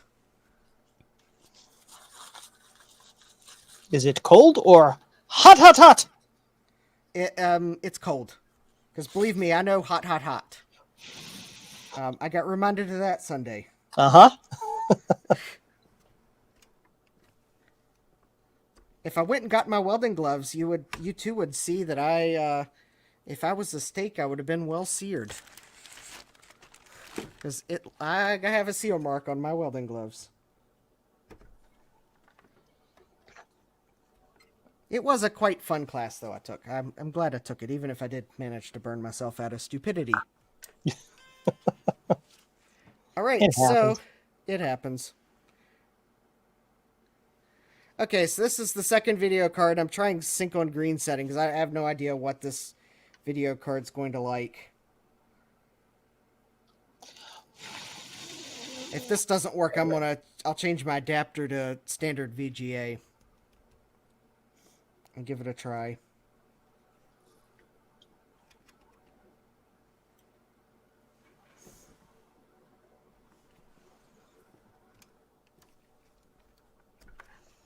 Okay, let's see. So standard VGA is 2367. Because I have my hike. Oh wait, sorry. Yeah. 74 13 92. Hot! I have no idea what that do in football, but well, it does something apparently. Agreed. I'm like sports ball words. I can imitate them on the field saying that.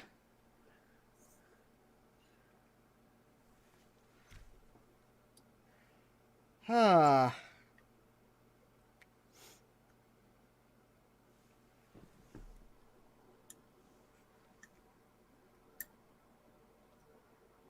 All right. Still don't have a video image. Okay. If I was thinking, I would do a quick search and pull up the Bowmark schematics and see if... Thinking? What's that?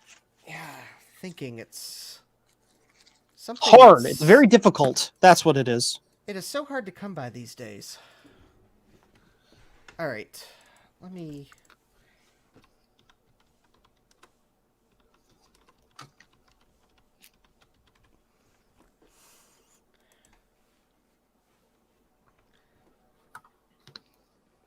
All right, let me see if I can find the page that has the new bus slots on it.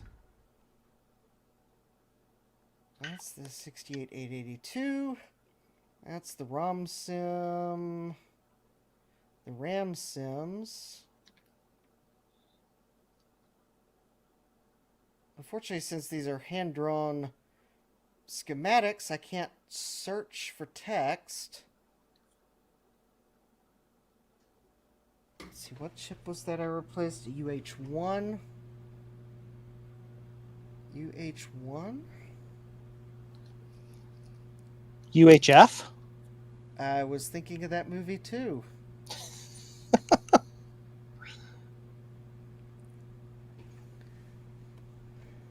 right. So UH1 is connected to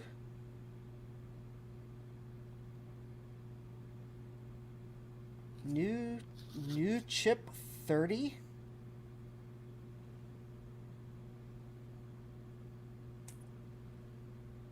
Okay, it does look like it's connected to all the slots, so I'm not really sure I should expect moving the video card to a different slot to work. But it might, so out of thoroughness, I will try anyways.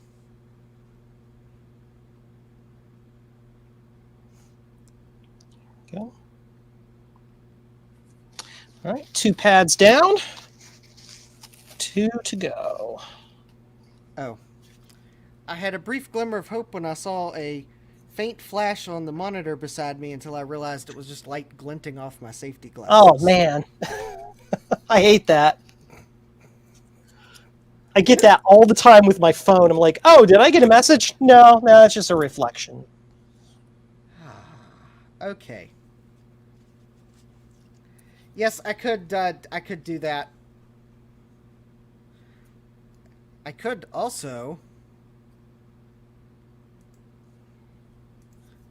do this, and then everyone will get to see what I'm looking at sideways. No! Oh, wait. So, all right, so... Here, I need another tiny brush. I guess I will do this real quick in case anyone sees that I made a mistake in which slot that chip is connected to, but it does kind of appear as if this is connected to all 3 slots. Because those Beaumark schematics are always hard to read. Because I think I can rotate the PDF as well. Not in the viewer I'm using. I cannot rotate it here because this is the GitHub viewer. Because I'm too lazy to download it and open it in another program, which it would probably be Edge, and I refuse to use Microsoft Edge unless I'm forced to. I've been to the edge. Okay, so I believe that the power's on. So let me turn the power off.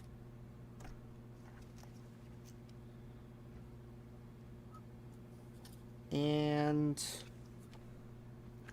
let me try one other resolution that I'm not sure if this monitor will like, but I'm going to set this adapter for the settings for the 13-inch display, the 13-inch RGB display.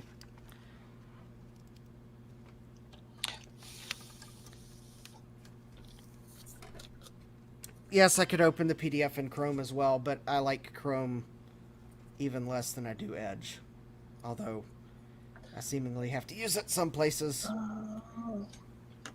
These are more pointy. Maybe these will work better for me. I do have the speaker attached. It's not very loud, but...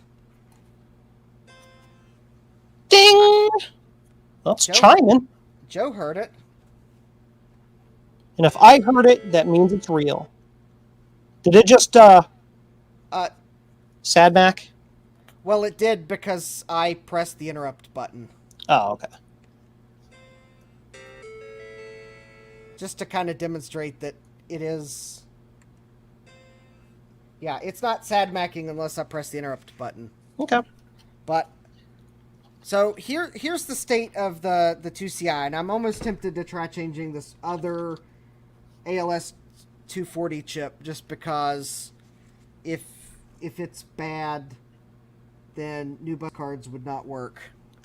But the symptoms are, I power up, I do get a chime, but I do not get video, and the complicating factor is I don't know if I'm not getting video because I have the wrong settings on the adapter, because this computer only outputs signals that nothing I have will like, or because it's actually none of the video outputs I have are outputting anything.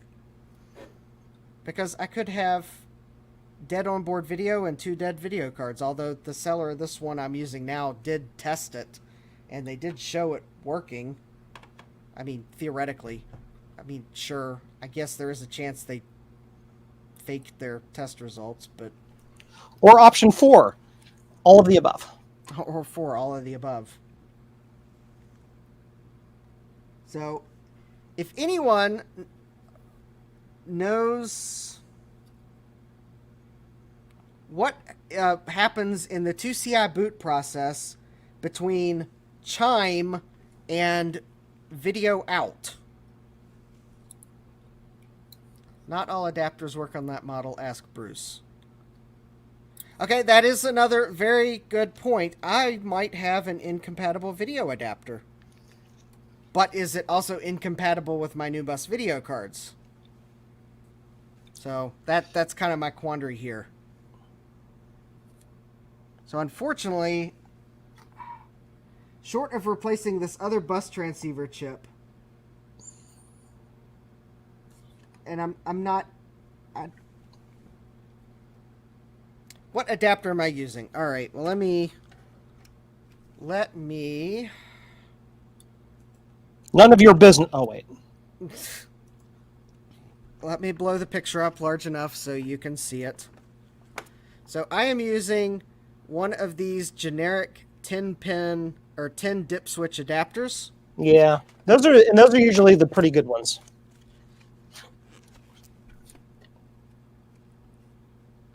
And so I do have the instructions, so I do have all the dip switch positions.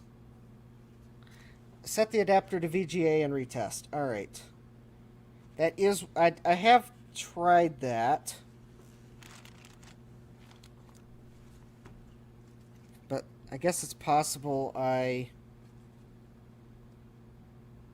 Okay, now, does anyone have a recommended mode? I am trying mode 5, which is separate sync. Because I know that everything I have does separate sync, because that's VGA. But I don't know if... Now, I think I figured out the 2CI's onboard video will only do sync on green. If anyone can find information to the contrary, I would love to see it. But from my best analysis of several websites, the 2CI's onboard video only does sync on green. So, I don't know what this new bus card does. While Apple's support site has information on a lot of minutia from back in the time, it seems as if this video card is not something that is still on their support site. Now, I guess one thing I could do...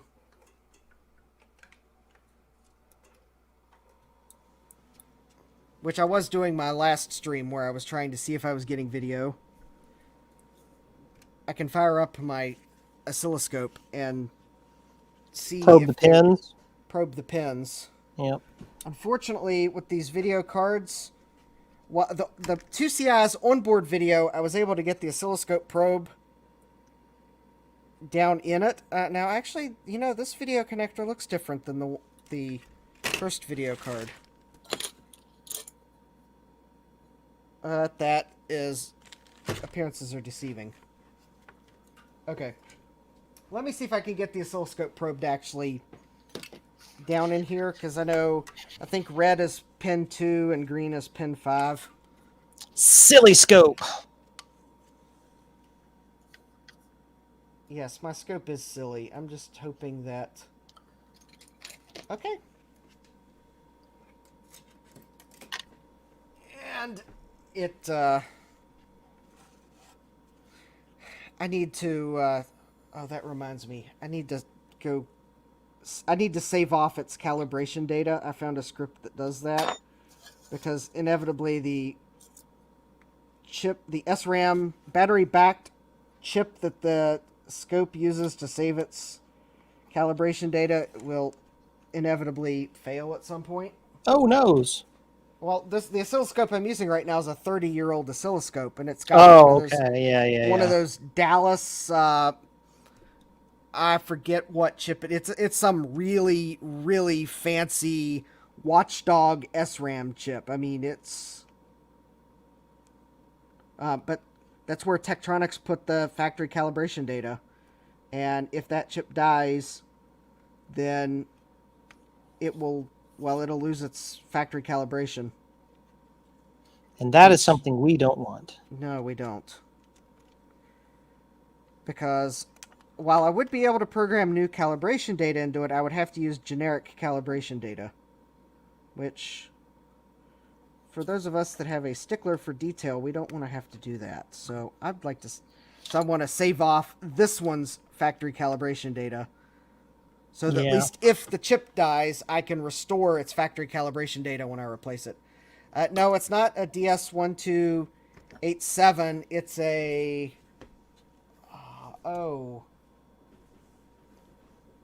It's, I forget what it is. Sorry.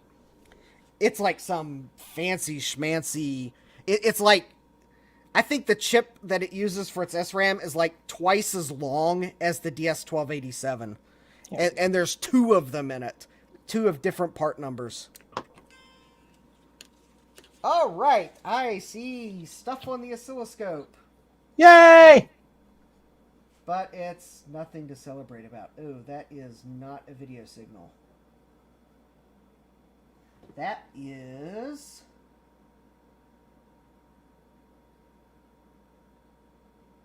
That does not look like a video signal.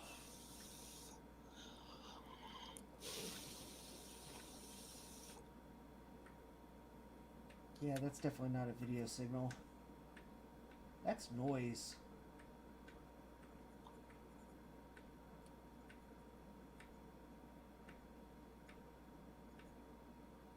Yeah, that's noise. I'm just seeing noise on pins 2 and 5 of the video connector. So either I don't have a good... So either the new bus card bracket is not grounded like it sure looks like it is, and I don't have a good ground, or I don't have a good clip on the video connector, or I just have... Or there's just noise on the pins I picked.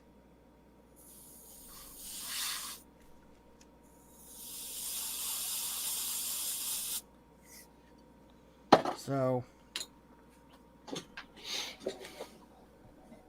All the noise. Sorry.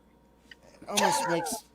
It actually is almost to the point where I want to pull out this other probe that I have, which is... which I bought, and I have no idea if it will even be helpful, but it is a FET probe, as opposed to a Boba Fett probe. I was just about to make the Boba Fett reference. Hey, I gotta beat you to some of the jokes on my channel. I'm just trying to keep myself entertaining because all I'm doing is staring at a board, moving traces around, and being really quiet and focused. So I gotta make my part as interesting as possible, you know. And I'm just glad to have someone on my stream for a change. It's a refreshing change of pace. I will have to do this more often. More guests all the time. Yes.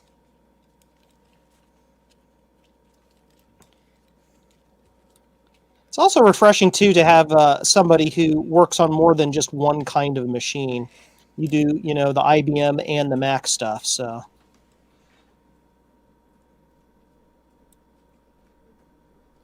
And there are other machines down here that will get their fair chance on my channel. Yay! I do have an Amiga 1000. Amiga! I mean, I know it's more than 8 bits, but it's going to get a shot at coming back to life. I don't discriminate. Well, I mean, I do, but where I draw the line is about where I graduated high school to college. Gotcha. So that's kind of where I draw the line, because that's about the era where my generation would have grown up with. So the Amiga 1000 definitely fits the time frame that I like to center upon. Yeah. In fact, actually, it was the computer that one of my coworkers gave it to me, and they bought it for so that their son could learn to program. So Sweet. I was like, wow, that's And that was a good machine to do that with too, because the whole Amiga scene was hopping. Whoops. Okay. My oscilloscope did not like that. Come on. Probe connection problem. There was a problem reading the configuration data from an attached probe. Try removing the probe and reconnecting it. Wait, your probes are intelligent? Apparently so. I've never heard. I mean, not on a regular scope anyway. I've not heard of that before. Oh, I have. I'm talking about big $10,000 and up scopes, yeah, but like just bench scopes, I've never heard of that before. I believe this scope was probably $10,000 when it was purchased new. Well, there you go. That answers that question. I paid $0 for it because I was able to grab it when it got scrapped. Well, But it's a Tektronix TDS 524A, and I believe it was probably $10,000 when it was new. so you know what we call that? We call that a win. Yes. Unfortunately, I believe this FET probe that I bought, I'm going to have to call it a lose. Oh no. Because it... Oh, wait. Hey, it didn't give me an error this time. Okay, maybe I just needed to insert and remove it a couple times. So I might need to deoxit the... I am Bender. Please insert girder. Alright, so... Where's that can of air again? Yeah, I just want to accelerate this a little bit. And the only reason I'm pulling out the FET probe is just because I want to. I have no idea if it's going to give me a different result than the standard whatever probe. I was using the standard, I guess, P6139A probe. I paid more for the probes than I did the scope. Unfortunately, while the oscilloscope got scrapped, all the probes had been pulled out of the little enclosure that was on top of it, so I did have to buy some probes that it liked. And Yeah. But, hey, I have a Gift horses. Mouth. Don't. Yeah, exactly. Okay, so what my FET probe is telling me, which if I would come in here to the share extra camera and knock over things that I can't see what I just knocked over. Oh, only the uninterruptible power supply that it's fine. powering Sealed this lead computer. acid batteries are tough. It's all good. That's fine. Yeah, it's the uninterruptible power supply that I'm using to... Alright, so I'm going to add this to the stream. Somebody beduped me. Stand by. Who's beduping Okay. me? Wait a minute, I thought I had that... Okay. So, little bit of news.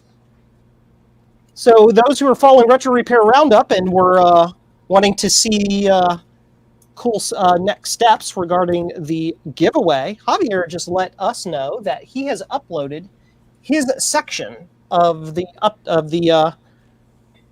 refurbishment of that machine. I don't know if it's public yet, but that means progress is being made, so that's good.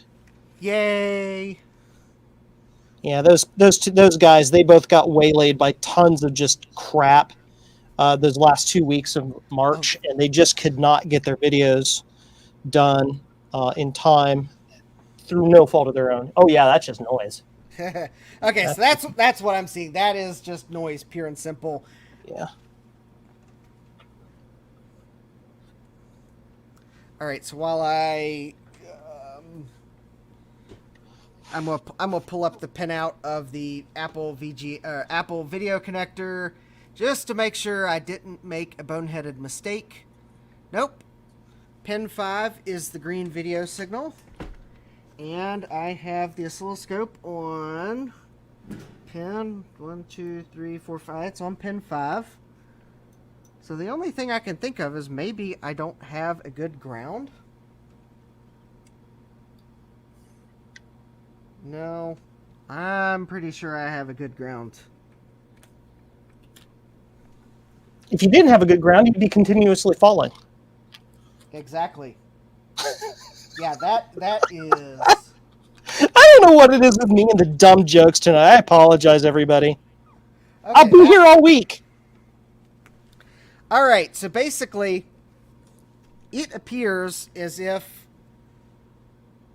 I'm just getting noise. I'm not getting video signals, so that's... I turned the computer off, which is why the signal changed. I just super glued a wire to my finger. Don't tell anybody. Oh, yay. Oh, cool. All right. Now, I sold something on Facebook Marketplace, and Yay! he's going What'd you sell? I sold one of my trumpets. I have too many. That's right. You do the trumpet stuff. Yes, I'm funding my addiction of computers with a trumpet. So anyway, yeah, he just let me know he's going to put payment in the mail. Cool. So, yeah, I listed. There's a group I'm in that it's a group for the people that are interested in the brand trumpet that it is that I was selling, and I put a post on it, and I was like, it'd be nice if I get one person contact me today. I had like 10 people contact me all at the same time. Dude, now that is what we call success. That's a win. So I unfortunately I was at work. If I'd realized I had that many people interested, I should have stuck to my list price. But unfortunately, I didn't realize when I negotiated the price that, because I only saw the people that directly messaged me. Yeah. So I thought I had 3 people interested, and I negotiated a price with one of them. And unfortunately, what I didn't realize is there was like 7 other people that added comments to the list posts that were also interested. I wouldn't have budged on the price if I'd known that, or not budged as quickly. But then again, though, I think I did sell it to someone who is... I think I can trust them at their word that they are going to pay and that they are a legitimate buyer. Yeah. Plus, they're just down in North Carolina, right. so I I'm won't be just shipping now it. remembering, too, that you have video output on your scope. You're making me jealous, man.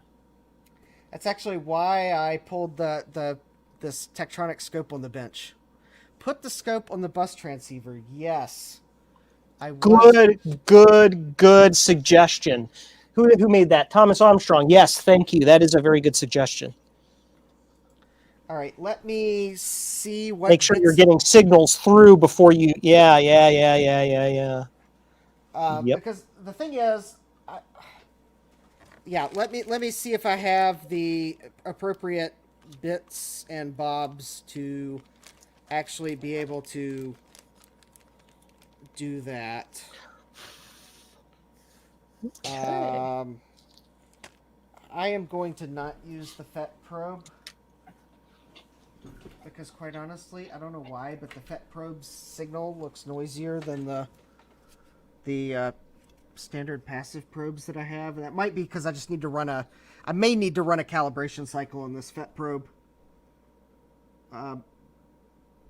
Calibration? What's that, lol?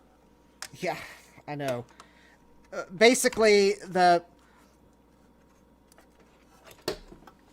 oscilloscope will do lots of things for a long period of time with the onboard signal, and I really don't want to tie up the oscilloscope that long. Alright, so I'm just going to use one of the standard probes because I have more of the attachments for it. Also, I keep, I think I'm going to set a new goal on Ko-Fi, because I don't know if anyone can tell, because my picture's really small, but I have, for the umpteenth billionth time, have entangled my headphones into the wheels of my chair. Oh boy. I'm sorry. If I only had a floor cam this time, boy, did I really get tangled up. I think I'm about to set a new goal on Ko-Fi. Get Justin a decent wireless headset. And while you're at it, stretch goal, floor cam. Floor cam, yeah. Oh, okay. For the wire, you don't have to see any more anyway. Anyways, I know I'm usually bad about plugging ways to support the channel. So I guess while I try to open this little bag of the parts for my oscilloscope probe, I do have, I know some people do the Patreon, but I decided to do Ko-Fi, because maybe I thought it might be cheaper than Patreon. I might have lied there. It might not be any cheaper. But the thing is, if you send me support on Ko-Fi, I immediately get it. Unlike Patreon, where you have to wait for them to settle funds. So Ko-Fi, it sends it to you as it comes in, basically. Pretty much. So that's why I picked Ko-Fi, if anyone's wondering. I do have a Patreon. I mean, if you really were on the Patreon bandwagon, you can go to Patreon and you'll find my page. But yeah, I do the Ko-Fi thing. Cool. And you can also just send a one-time tip on Ko-Fi. Everybody, go do it now. Do it. Give Justin money. He needs money for his headphones. Do it. Fund the headphones. So that I don't keep running over my headphone cord, which actually would cause me to need headphones anyways. Okay. Also, I'm trying to figure out how in the world you get these extra little clippy doodads on your oscilloscope probe thing. I don't know how you do it.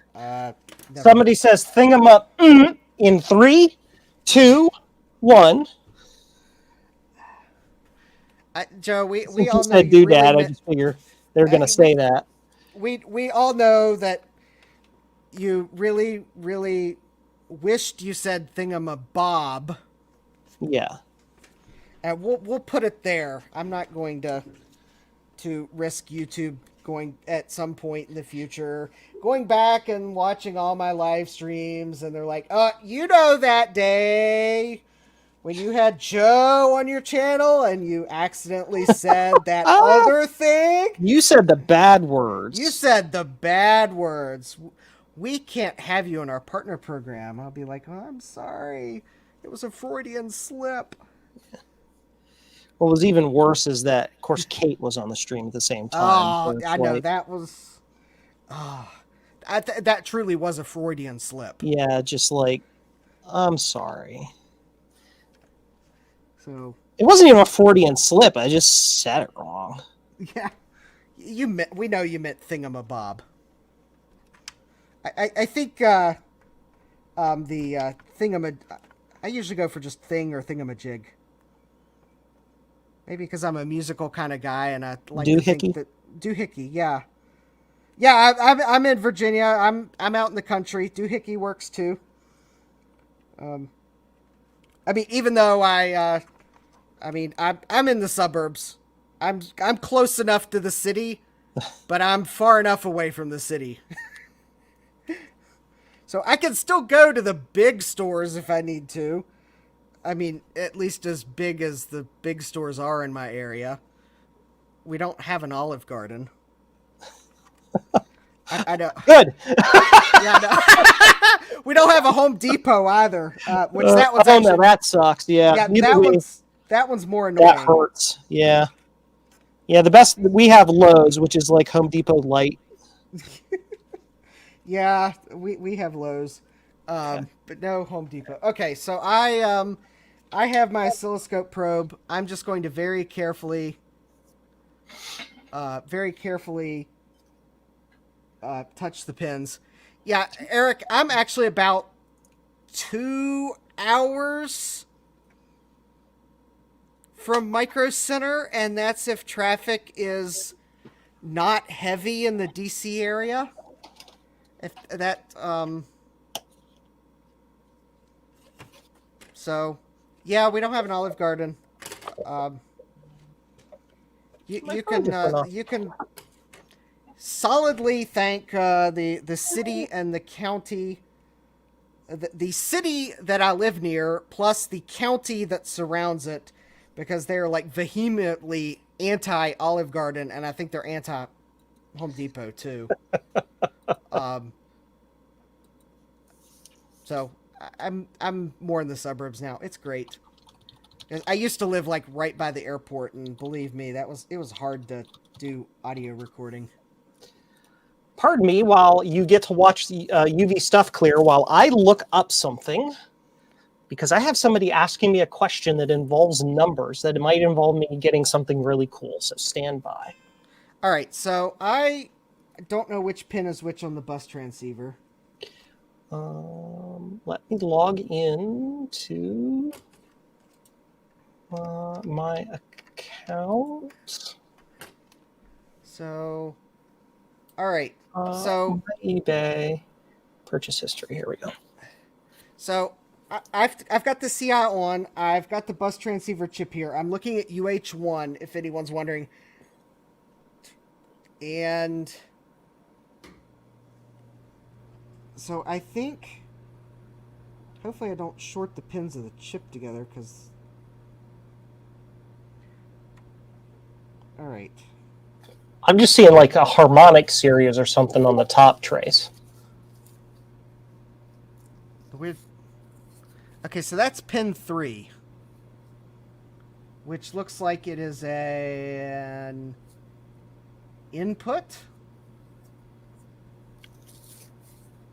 That doesn't look right. Last the entire year, sure. Stand by. Pin 2. Did I get that? 2? Oh yeah, that's right. Hit auto. All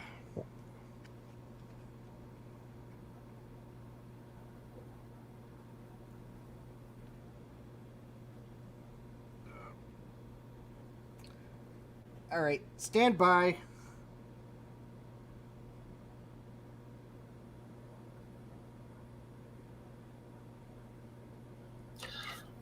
Where did this come from? Okay, that's pin 2. That looks like garbage noise. Pin 3. That looks like that's noise. Let's see. Pin 5. Not sure what that's connected to. Pin 7. Looks like another input. 4, 5, 6, 7. Whoops, hold on. A probe slipped. I'm really confused now. That's... Like, Super confused. Completely, utterly related stuff. I'm just mumbling because I'm looking something up. Start TMI PFW. No, that's. Yeah, there doesn't appear to be a TTL signal. Let me try the other. Some of the other pins.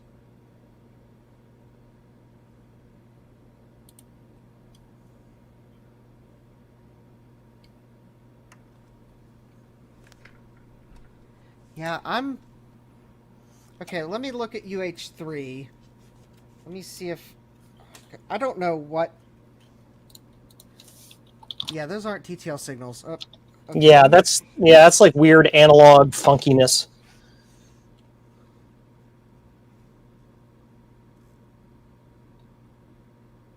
Let's see.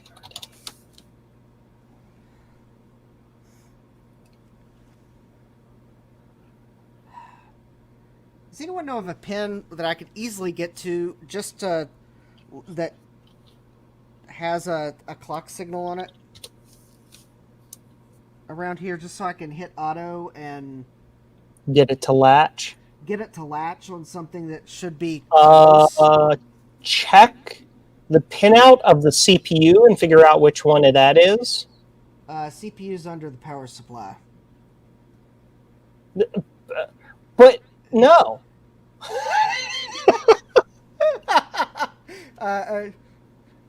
Maybe let me try the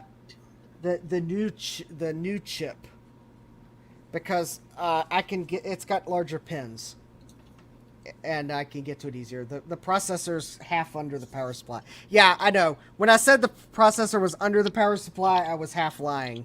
It's half under the power supply. Hi, Jay.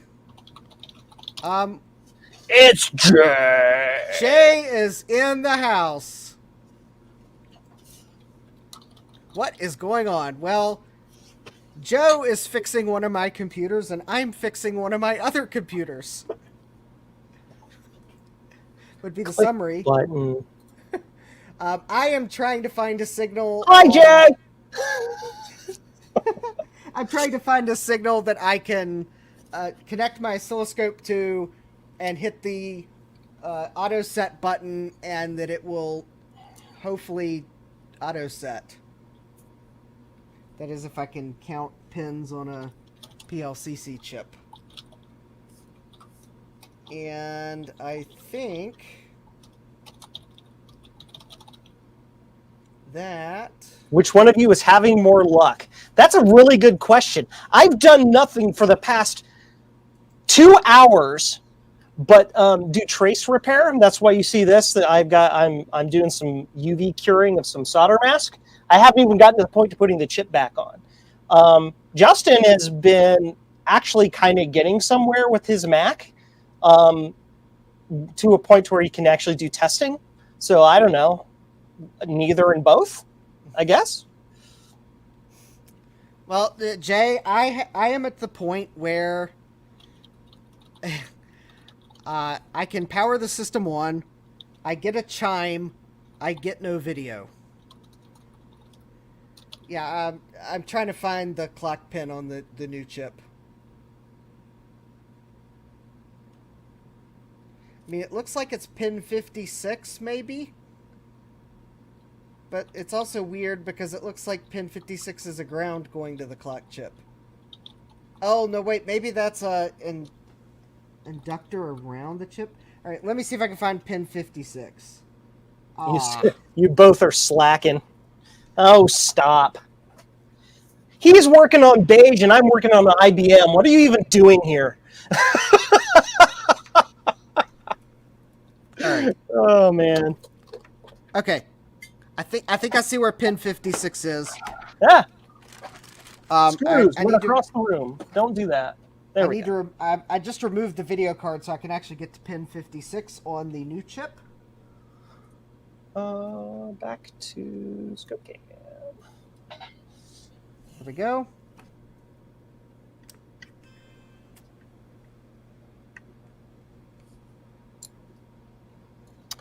Doobie doobie doo. Ew. Limited options while in the bathroom. Don't judge me. Oh, Jay, you were great. That's why Oh, we love you, there we man. go. Okay, now that actually looks like... Well, that's not the most satisfying clock signal in the world, but I think that is a clock signal. Well, close enough for you to be able to sink in and make sure you're in the right realm of measurement and all that. Okay, well, it's a clock signal. Okay.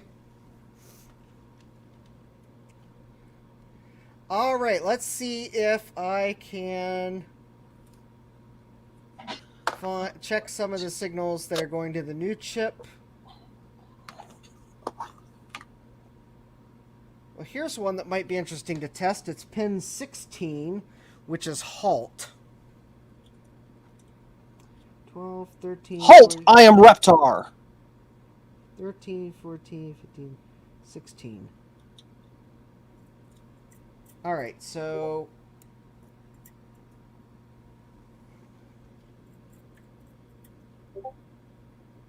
"13, 14, 15, 16. All right, so that should be the halt pin. Halt is active... Usually signals like that are active low, are they not? It's got a line over it in the schematic. Yeah, that means low means it's halted. High means it's not doing anything. High means it's not asserted. Yeah, active low. I think I...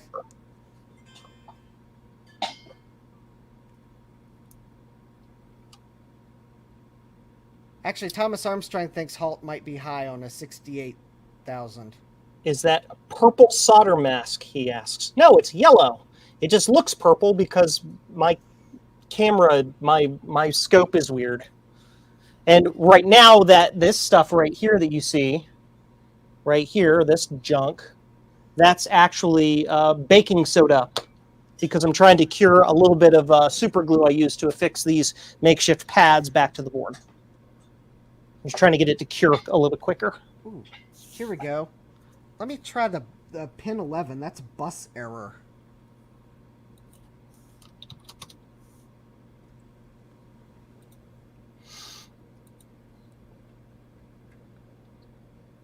Boss error! I don't know. Hi, my name is Joe, and I do weird things. Wow, you know, that's an awfully noisy...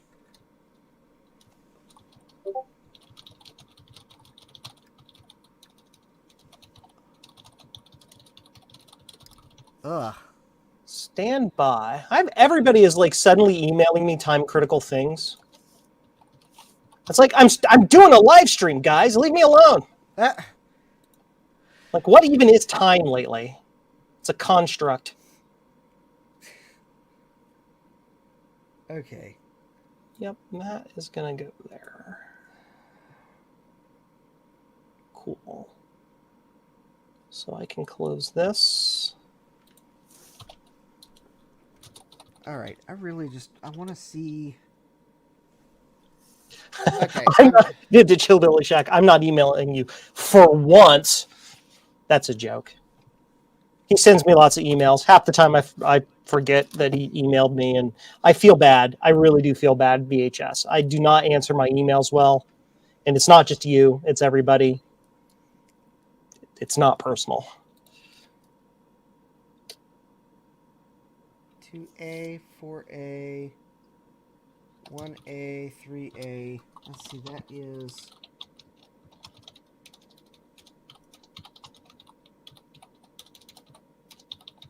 I don't know which sim is which.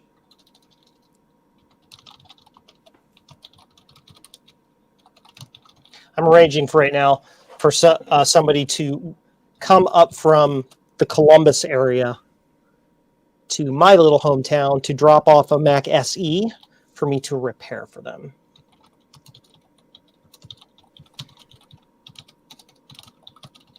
They're from my hometown. Wow, the way they number these RAM sockets is really interesting.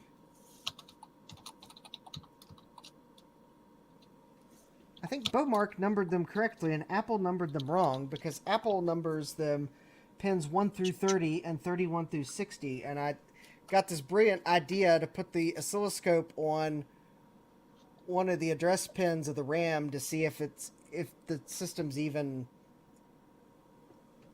addressing the RAM.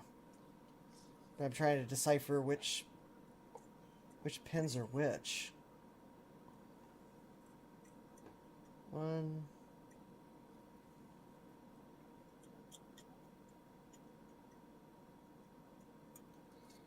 Okay. I think I'm gonna try pin 25. All right, well, if my probe will reach. Oh, my probe will not reach. Let me find another ground point. And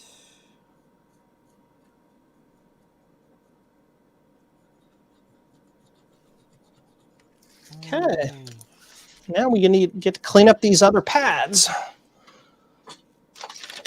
And I need my new spool of Gootwick. Gootwick. It's Goot. right. Gootwick. Gootwick.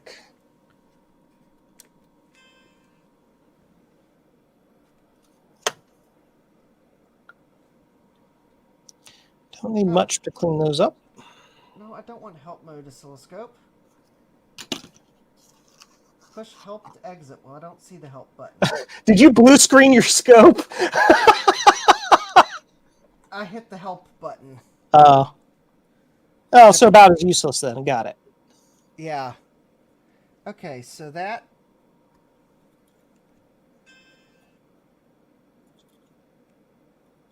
Okay, that...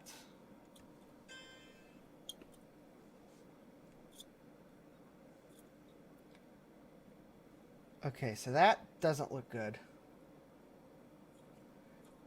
So that's pin 25. Pin 23, I think, is another address line. Or it's a data line. I don't know which is which. Yeah, you can't see what I'm doing. I mean, you can, but... All right, I have come to that. I think I'm about to come to a conclusion here. It's dead. Send it to me. This board may be deader than I want to admit.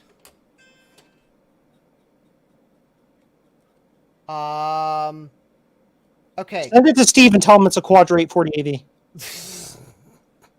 Okay, now I don't have the ground probe connected because I can't find anything close to clip it to. But that might be affecting the reading somewhat, or a lot.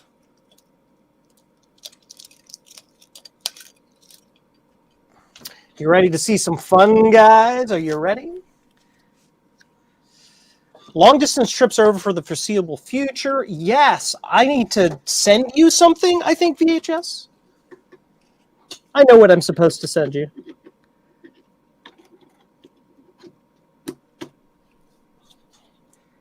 Oh, wait, here we go. I can clip the metal housing on the power supply. There we go. Now my probe's grounded. Apologies in advance. I'm making a machine go brrr.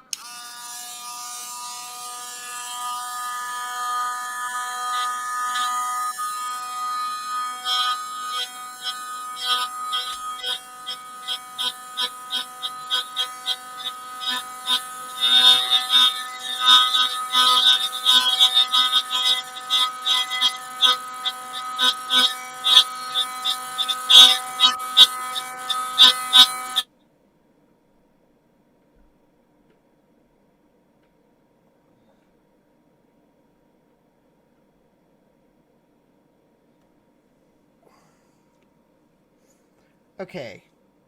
20... Oh, that's address 8. Let me try pin 3. There we go. 1, 2, 3.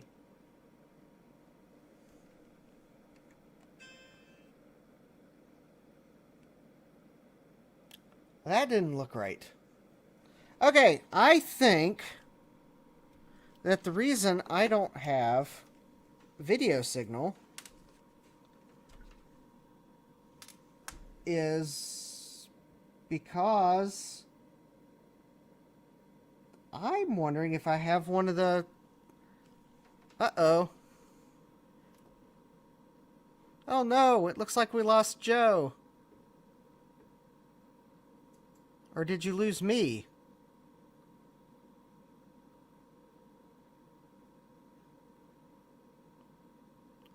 Alright, would someone please confirm, are we still live? Or am I still live?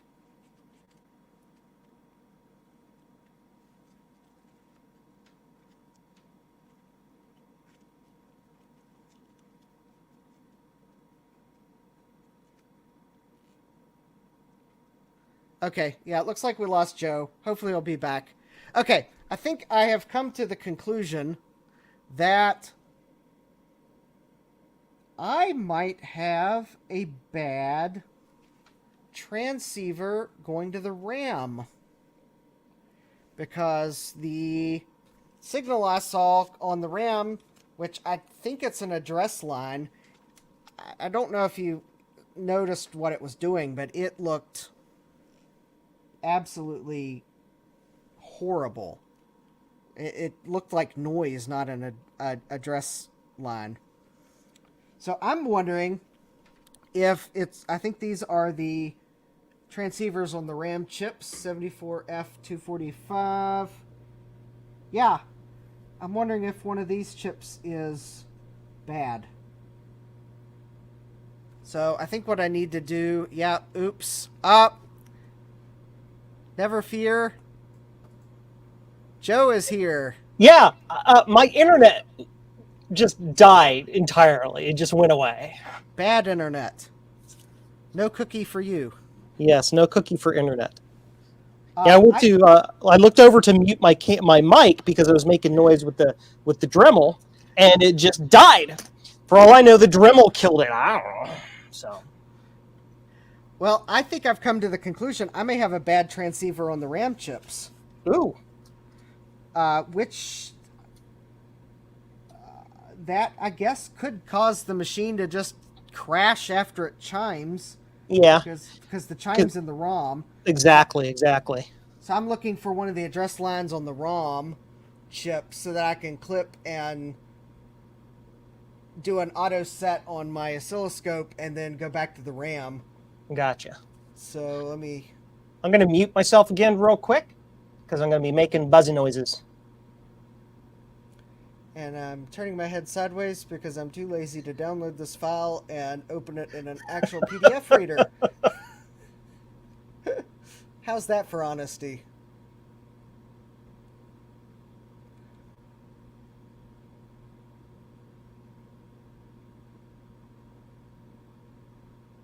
Of course, that is if I could find the ROM chips in the schematic to begin with, because I see the ROM simmed, but I don't see the ROM chips. They'd have to be on the same page. 53C8, okay, that's the SCSI. There's the math coprocessor, that's the processor.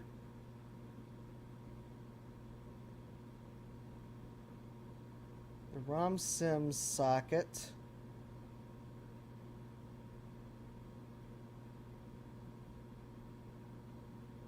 All right, or maybe I can use the ROM sim socket to probe what I want to see. I know. Well, it'll probably help if I now crick my neck the other way and look at it upside down. So at least I'm stretching my neck. It's data. And I'm back.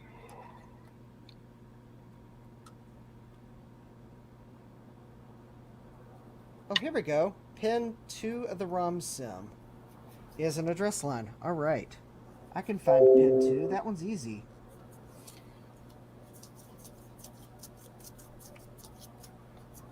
That's just one pin over from pin 1. I might... Ah! And I actually clipped it with the oscilloscope lead.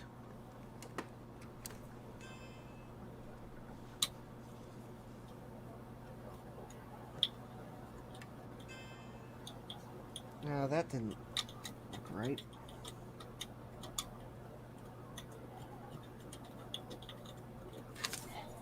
Oh, I guess I can... let's see here. I'm having trouble finding the ROM chips in the schematic. All I found is I found the ROM sim,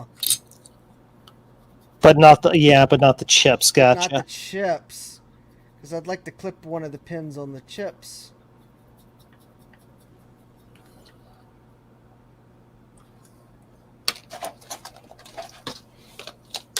I realized I never tested this trace before I knocked it down. Let's do that. So if someone could tell me what one of the address pins is on one of these ROM chips, so I can put the oscilloscope clip on it.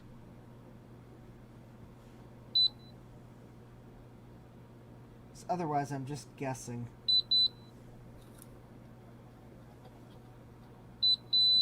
There we go. Yep, it's good. It's good. Good pin. You are a good cat. And a pretty cat. More Star Trek Day references for you.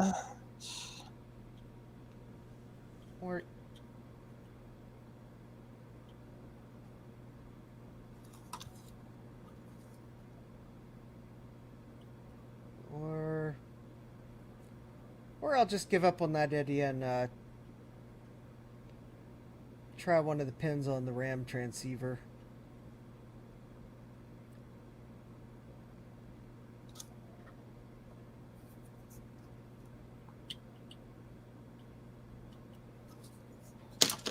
Muting again, making noise.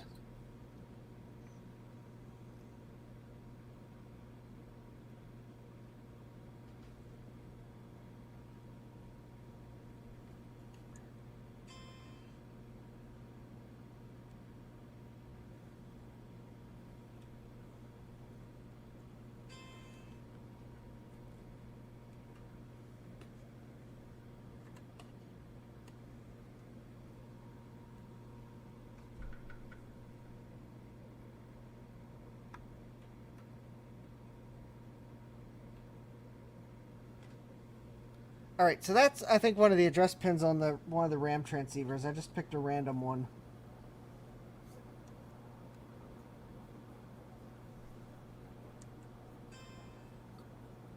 Which actually, I should probably pick one for one of the banks that has RAM in it.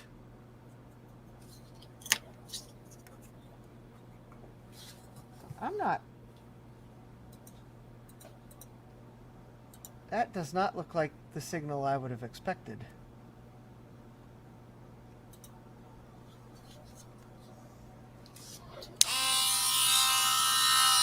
Oops. Here, you get to hear the noise.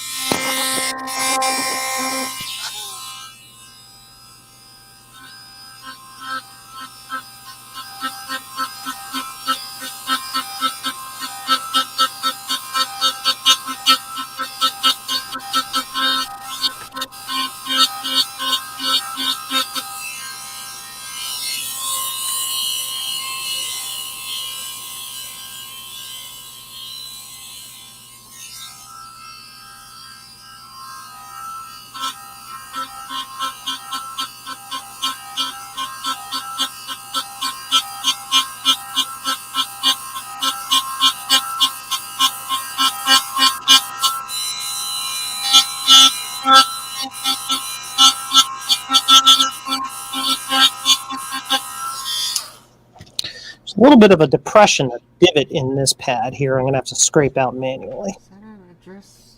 But that's okay. We will deal. Oh, that's not...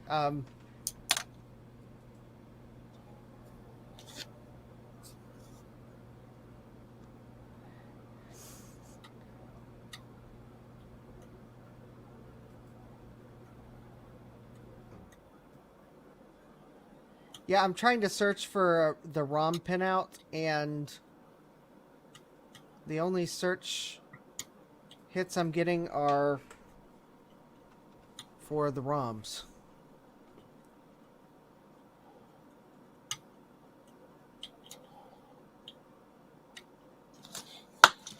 Oh, that might work. Let's see here.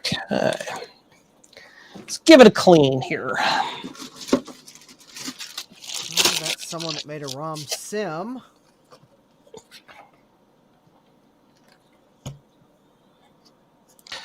Welcome to Justin's stream, where Joe and Justin are doing two completely unrelated things at the same time and talking about it.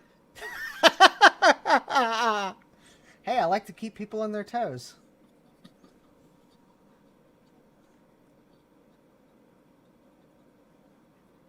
So if you saw my stream where I fixed a board, I think it was a video controller or something for Ron, of Ron's computer videos, I'm basically using the same technique here.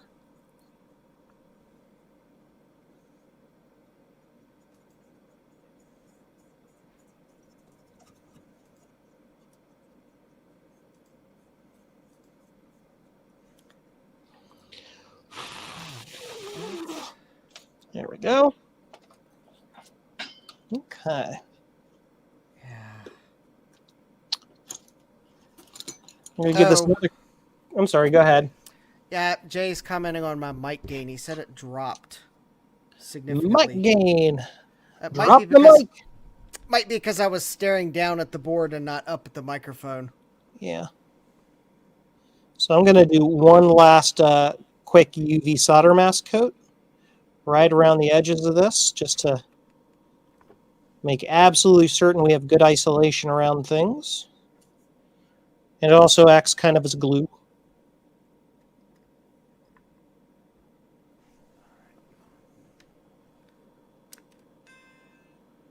Ding. Okay, now that actually looked... That was one of the ROMs. And that actually... one of the pins on one of the ROMs that looks like it's an address or a data line, and I can't tell you more because I can't find the pinout for these ROMs. But that actually looked like... At least until it was done playing the chime, it actually looked fine. And then it kind of went haywire. You know, I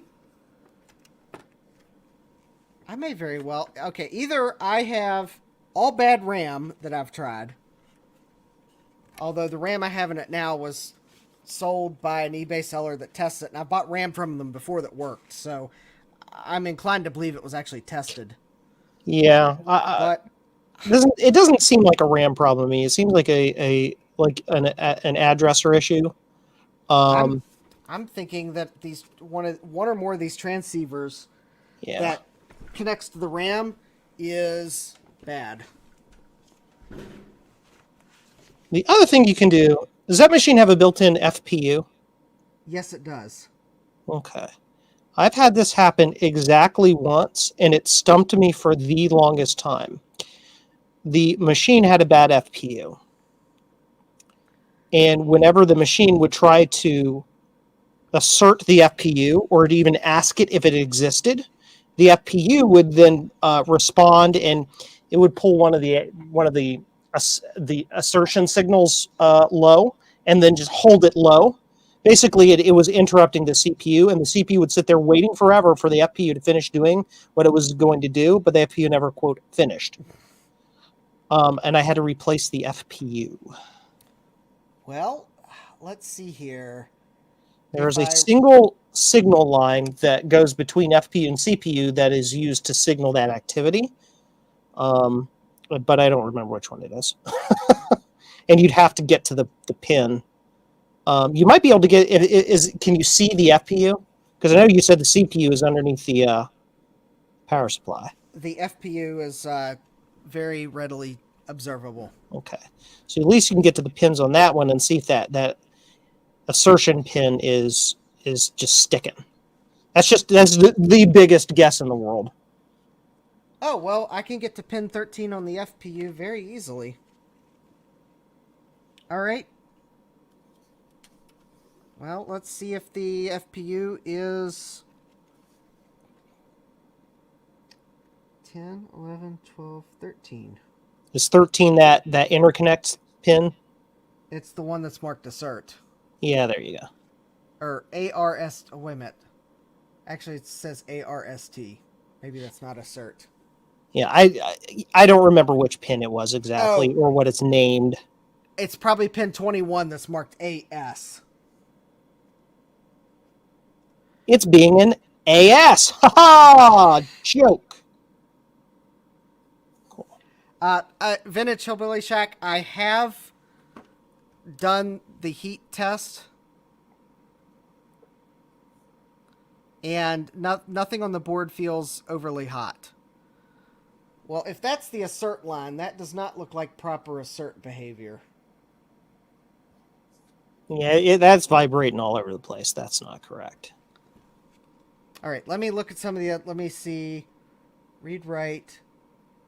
DS AC 0, DS AC 1. I don't know which pin it is. It's the pin name is not the same on the FPU as it is on the CPU. On the CPU has a specific pin that is used to ask if there or to poll basically if there's an FPU in the system, and then that's also used in the reverse direction. It's like a read write pin to assert this. To basically, it pauses the CPU while the FPU is doing DMA or whatever to access what it needs to access to do math. Okay. And that's what it was. And the thing is it was like 2 years ago that I saw this, and I don't know. So I don't know what the pin names are. If it was yesterday, that'd be a little different. Well, maybe.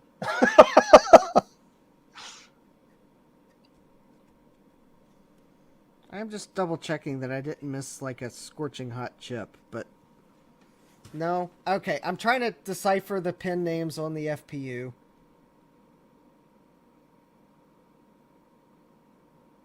Does it have a 20 or a 30 in it as far as the CPU?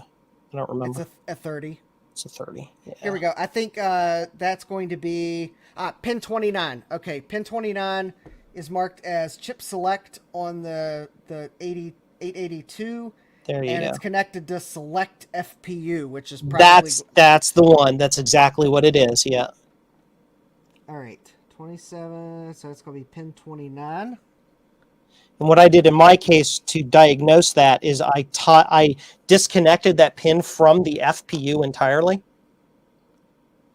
or the CPU, one or the other. I disconnected it, and what happens is the CPU goes out, tries to assert that the FPU never receives that signal, so it doesn't respond. So the CPU assumes there's no FPU in the machine, and then it continued right on through. This was an SE30, which is effectively a Mac 2, so they're very similar in their operation in that case.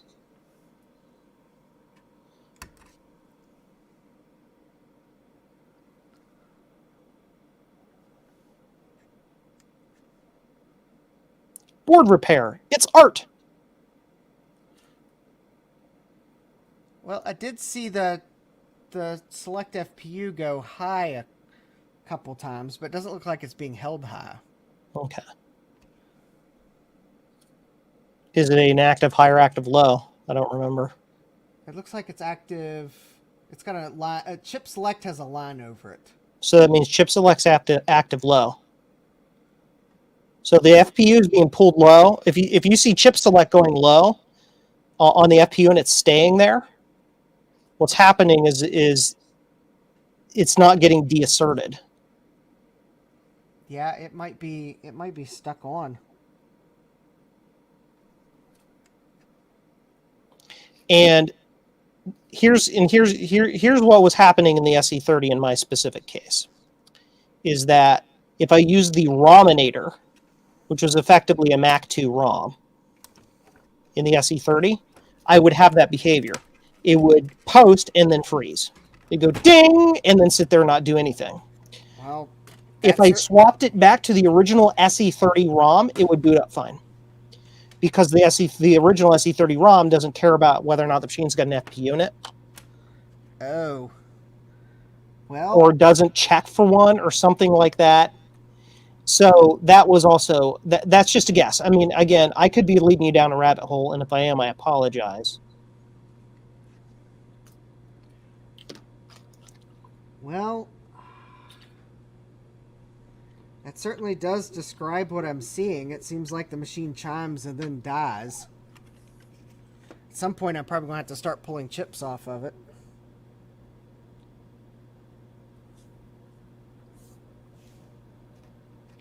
Well, I wish I could, if I could find a way to disable the FPU without removing it.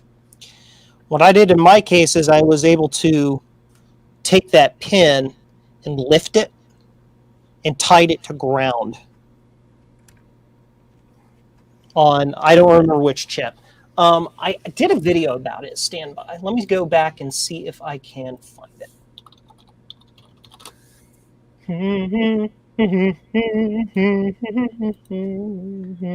My channel videos, search SE. I don't trust myself to try to lift the pins on those chips.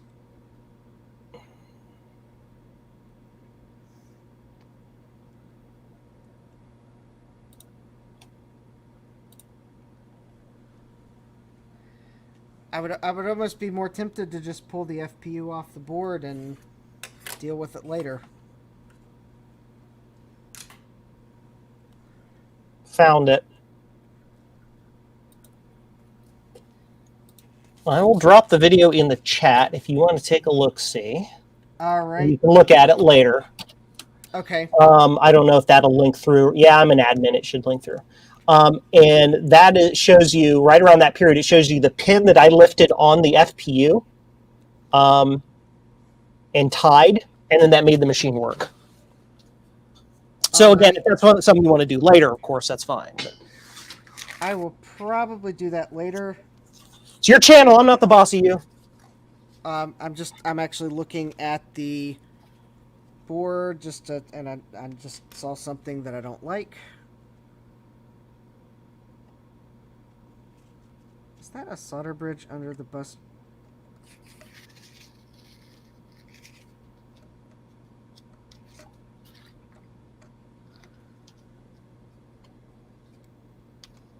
I just realized I have a little solder string or something under one of these, under the chip I just replaced. Oh, no. All right, we're going to do one more round of UV on this. Bench cam. Yeah. Yeah, sure enough, that's solder. I may need to test it again now that I just removed what might have been a blatant short between two of the pins. Well, there you go. On what chip, though? The 74 ALS 240. Oh, okay, yeah. Which new bus will not work if that's required for new bus. Okay. Although, given what I've seen with well, those are doing something on the bus. So I guess if I did have a short there, it could have been messing with the bus. So Dave and Bruce just showed up. Hi, Bruce.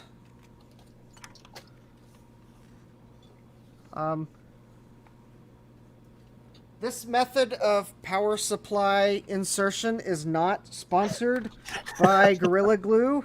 It's probably also not a recommended use, one of their recommended use cases on their website. Not recommended. But it is the proper height so that the power supply doesn't droop on this other side. So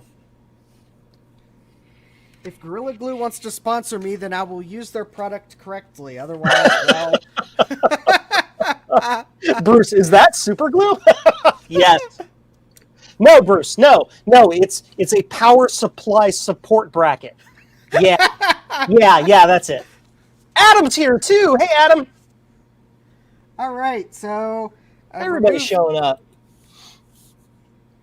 So I removed what looked like a piece of solder between two of the pins on a chip I replaced, and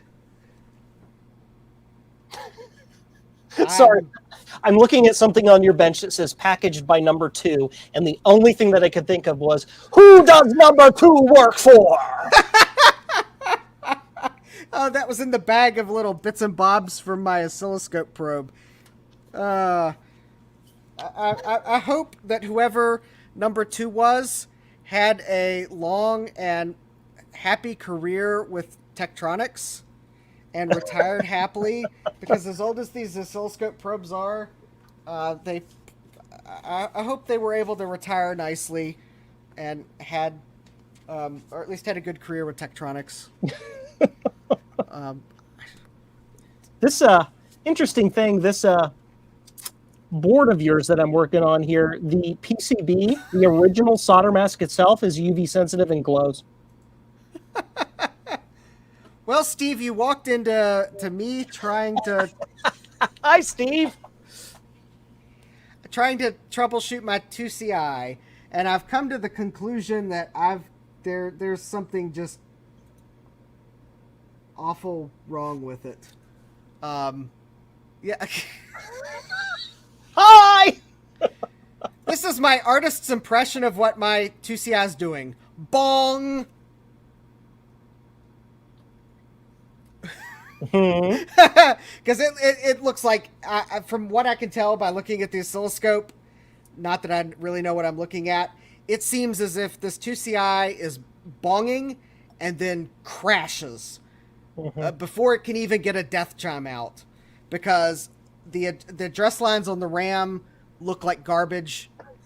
And that's probably all I really have to say. I'm seeing garbage on what should be an address line. Yeah, you're getting these tiny little like spike pulses, like a series of them in a row, and then it goes. Yeah, it's the weirdest looking signal. So I think whatever. But the thing is, it chimes, so I know that at least it's reading the ROMs to get a sound out of them, which tells me that the ROMs are fine, or at least whatever ROM the bong sound is in, because that might be in 2 of the 4 ROMs. Because I don't know if these are 8. These look like they might be 16-bit ROMs, although they might be 8-bit ROMs. I don't know. I can't. There are 4 of them there, right? They're probably 4 of them. They're probably 8-bit ROMs. It's a low. It is a low high bank and a high low high bank probably. Yeah. Okay. Yep. I see. Because the 68K is a 16-bit bus and blah blah blah. Okay, so they probably are 8-bit ROMs. Okay, so the ROMs are probably fine, because it gets a chime out of them. The chime sounds fine. It's not like it's some of the boards that Bruce and Steve have powered up where it's like artist's impression of a chime that's corrupted by bad ROMs. Yeah. Boy, that really hurt my throat too. I better get some water. Somebody get the man a lozenge. Yeah. And based on what I mean, I haven't been. How can I put it? I've been paying much attention to what you've been doing there, Justin, because I have my head in this board over here. But it reeks to me of RAM bus issue. Bruce actually asks a good question. How does it behave without any RAM installed? That is actually a good question. Let's try it out. I think I did that the other day. However, I do not remember what it did. So how about, let's do the thing. Let's do the thing. As much as do the thing.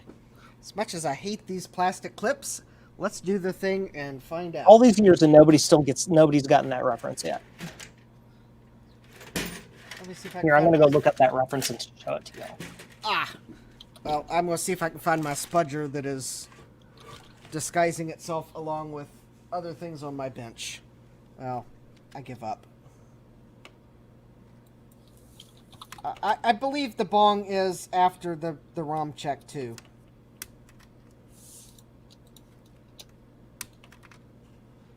Oh, thank you. Thank you, Adam. Looks like I got some parts money. Yay. I like parts money. Yay! All right, so I just pulled the RAM out of the board. Shirley, do the thing.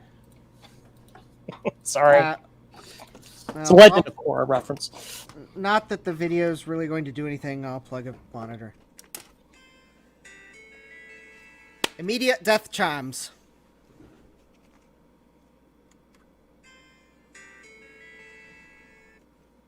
I know that might be hard to hear, but...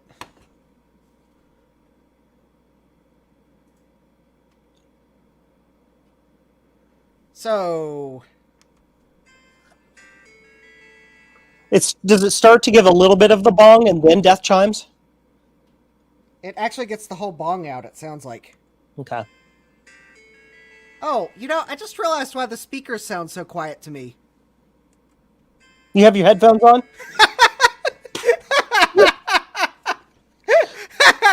I'm wearing headphones. They're blocking some of the noise out. All right, I probably have an issue addressing Bank B RAM. Well, I've either that or it's not the RAM at all. Well, Bruce, I only had RAM in Bank A.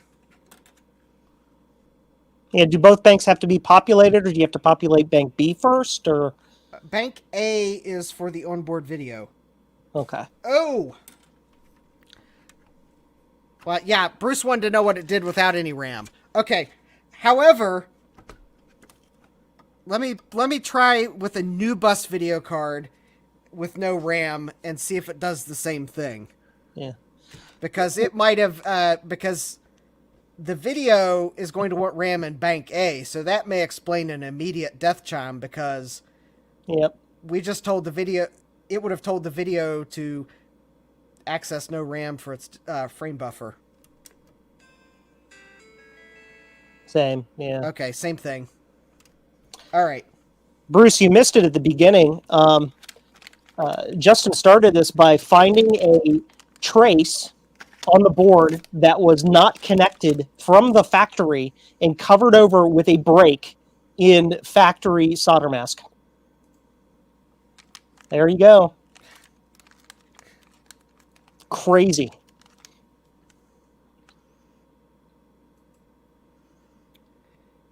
And I accidentally found it too. If there's a problem with the MUX chips, it can upset things even with empty RAM banks. The MUX chips, are those these ones here? Or are you referring to the new bus? So yeah, let me see if I put more RAM in it. I'm just trying to find the... Yeah, fill all the banks. At the very least, that helps you eliminate it being weird because of empty banks or something. Jane and Michael Banks. Sorry. All right. My brain does things like that. It's like, ooh, I'm going to go that way now. I'm trying to find the RAM I have that will actually work with this computer. I got so comfy there, I forgot I was actually working on your board. I was just hanging out and not doing anything. Okay, so I'm going to put these four back in. Oops. These are 256K Sims that I bought from what I would consider a reputable eBay seller that I've bought RAM from before and not had a problem. And the other ones I'm going to use are... Let me check the timing on them first. They might be too slow. They're 100 nanoseconds. Ooh. You're giving me a challenge, Justin. I love giving people challenges. You want me to solder this socket on there? Really? If it would be easier. I can tell you it's not. It's Just... much easier to put these things, and I'll show you why. Oh, all right. Let me make you go big so you can show us all why. I will try. So there. So the thing is that, you know, those are your pads and whatever, and when you put a regular chip over the pads, I'll grab one out here.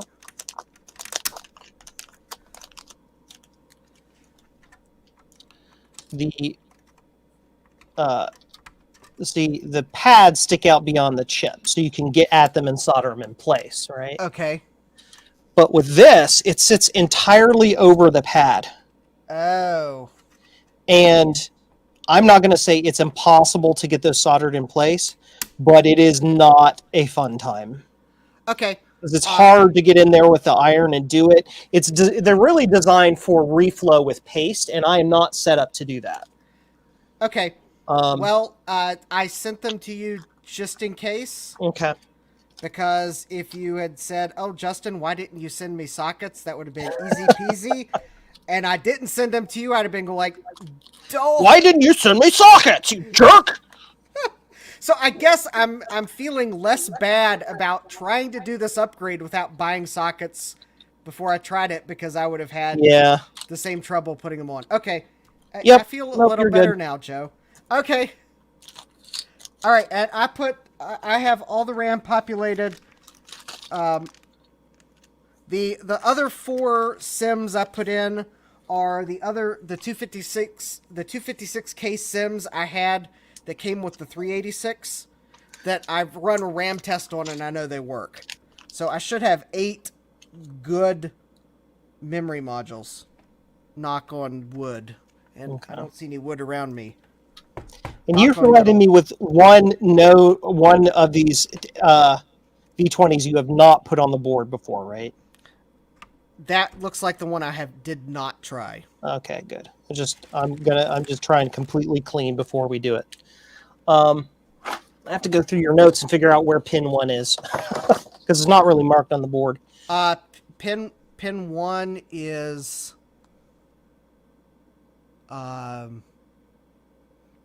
pin 1 is towards at the FPU. left. Towards the where? FPU. Because in a PLCC chip, pin 1 is actually the dot on the chip. Yes. Yep. So pin 1... So in this orientation that we're looking at, it's to the left. It's where all those busted pads are. Oh, yes, to the left, yes. Gotcha. To the left, right, left. Or as Adam puts it, pin 1 is next to pin 2. Adam. No. I like Steve's comment before that. Ooh, that looks fun. Happy I'm not playing Let's Not Melt the Plastic. Nope, that's my job tonight there, Steve. I don't know. I usually give it a good go on trying to melt the plastic, too. Like, oh. Like, wow, I just laid that on there and it just aligned perfectly. Anyway. I'm awesome. Love me. Anyway. That never happens for me. Fun fact that you'll get to look forward to when I actually finally managed to get the next video on the Emerson 8000 EC done, which at the rate it's going is, well, might be when I get the computer back from Joe. Is I might just go ahead and wait for that so I can include the final benchmarks at this point. So you'll see that I realize in my highly accelerated view of what happened, you probably couldn't tell, but I spent like 20 minutes. It seemed like 20 minutes. It might have not been 20, but I spent like 20 minutes, or what seemed like 20 minutes, lining the processor up with those pins the first time, all to then get this wild and crazy idea that probably would have never worked, to remove the chip off the board, put solder on all the pads, and try to hot air the chip back on. No.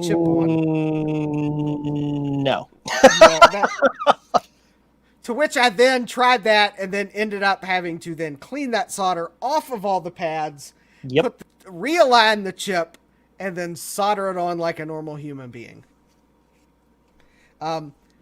Yes, I think I did. I have since realized, and I think I have it in the script for the video, that if I had been using solder paste, then that would have probably worked. Yes. Especially if it was like low melt. That would have worked fine. But the way I did it with solder, no. Will not work. Okay, so with all the RAM in the Mac 2 CI, I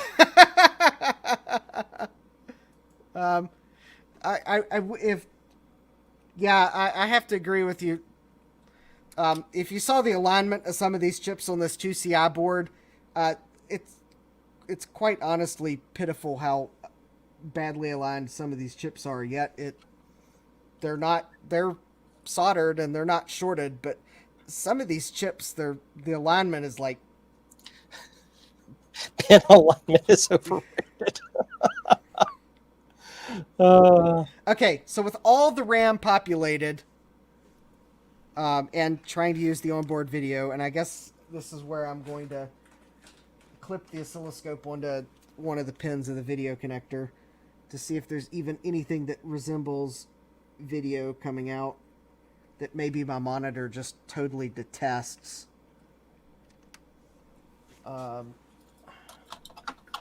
But I got a chime. Ding! And Apple calls it a chime, but everybody else calls it a bong because it's funnier.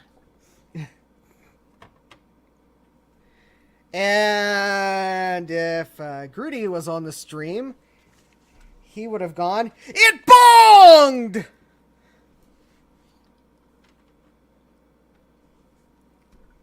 Okay.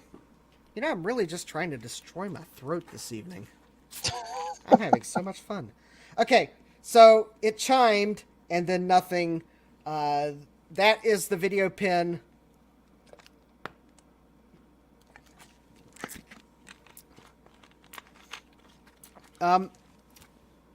Actually, Adam, I've tried it even better than without the old battery in it.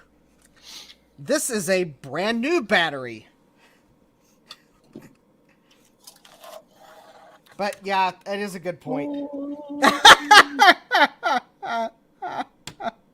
Try tossing it out the window. Right. J-O-J. Jay, you know we love you, but shut up. No, I'm kidding. I'm kidding. That's Mike's job to tell you to do.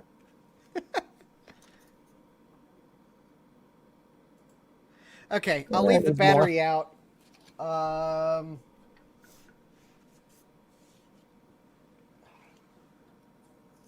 Okay, that is the green video signal. That is not a video You're using signal. real Amtech flux or fake. I am using the stuff we want to use that is mislabeled. Mine is Inventec Performance. It's technically fake, but it's the UV stuff, so. And I'm using the American-made stuff, but I bought the universal formulation, and I have no idea if it's UV reactive. I don't have enough room on my bench to pull out the UV light. Okay. So, all right, we are not getting a video signal. That I think I can pretty much tell. That is not a video signal. So let me see if I can find a chip, a pin that I can... Okay. Of course, the side of this that is the hardest to solder is the one that is almost impossible for me to get under the microscope. The one that's got all the busted pads we had to fix. Ah. Stand by, I have to figure out a way to prop this board up in one corner so it doesn't wobble. It's still wobbling. Don't wobble. That's against the rules. There we go. All right, well... Yay, Mommy, I did it!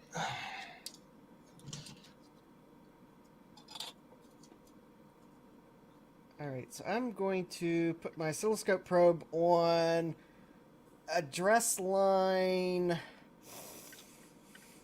or what I think is... oh, no, that's a data line. So data line...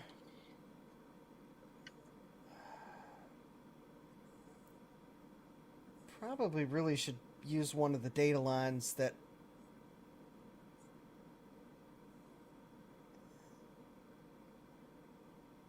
I cannot get to that pin. Okay.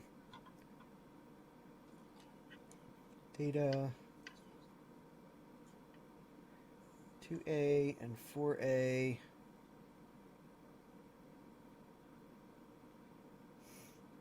2B and 4B. 2B, 4B. That is not the question.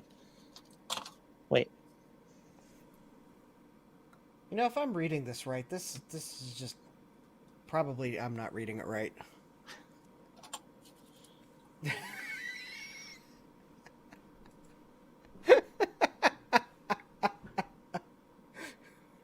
Well, that is one way to do it, Adam. All right. Ah! What is that? Oh, that's an alarm that's going to keep going off now. All right. Oh, all right. So I've got power.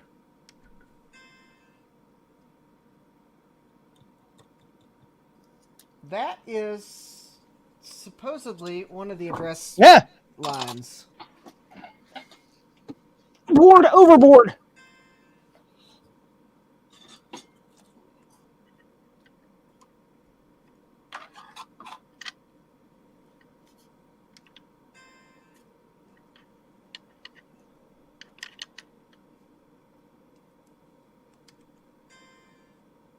Ding. It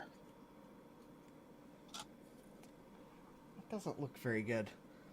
Let me see if I can get my oscilloscope probe into what I really want to get the data line on Sim 1A, which I know for sure the computer has to access because the video frame buffer is in bank A, and I would really like to have data line.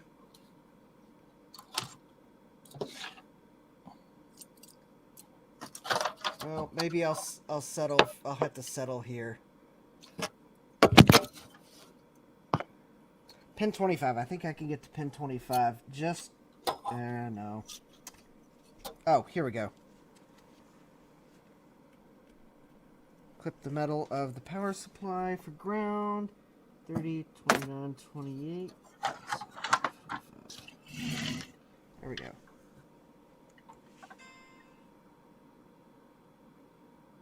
This board ends up working after this, I will be joyous. It's such a funky bodge to get these those pads in here the way I did. I need more flux in there. Actually, Adam, I have 8 256K right now. But I do have 8 1 megabyte sims. I just have to take my headphones off and go grab them off the table.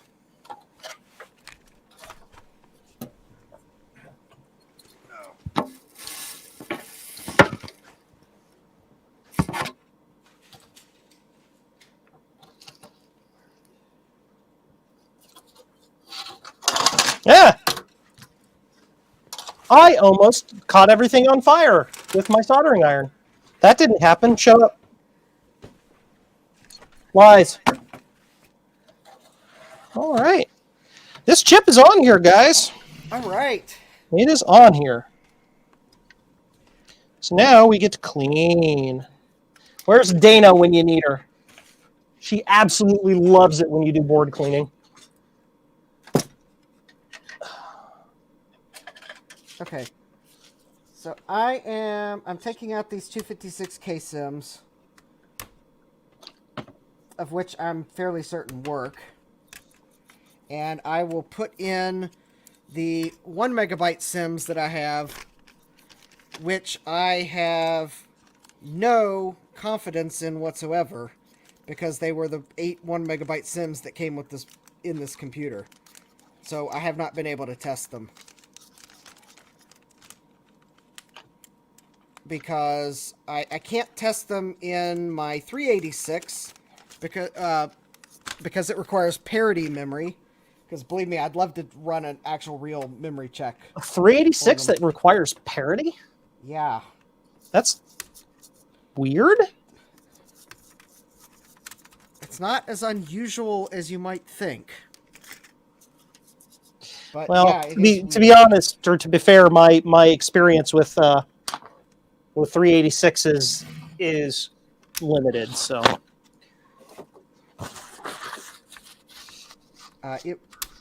if you put non-parity memory in the 386 I have, it will very, very quickly beep over and over and over again. No, it'll give you a parity error on the screen. It's like, yeah, you'll see the video card's banner, and then pretty much as soon as it starts the memory check, you get parity error, system halted. Because and you can't turn the parity check off. Party error? Yeah. Okay. I have no idea if these sims work, because I really can't test them. I guess I could throw them in the Mac LC 2 at a time, but I don't know of a... I haven't figured out what the genuine, real, like, Check It Pro memory test is for the LC. I mean, to actually exercise the memory. So...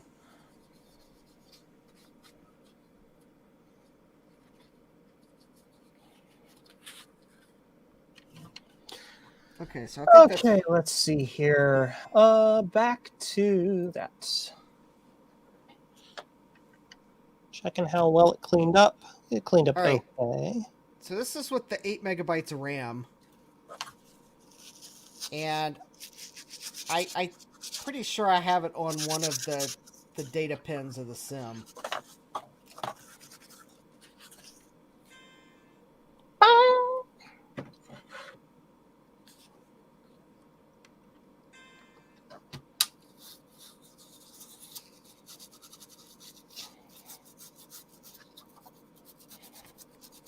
Yeah, no, too bad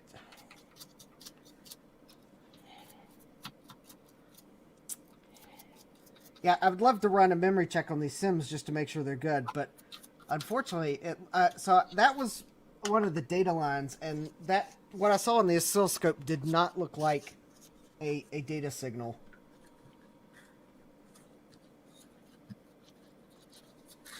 So I'm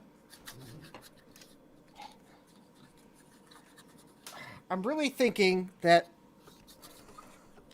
either I've got a bad RAM transceiver on this board, or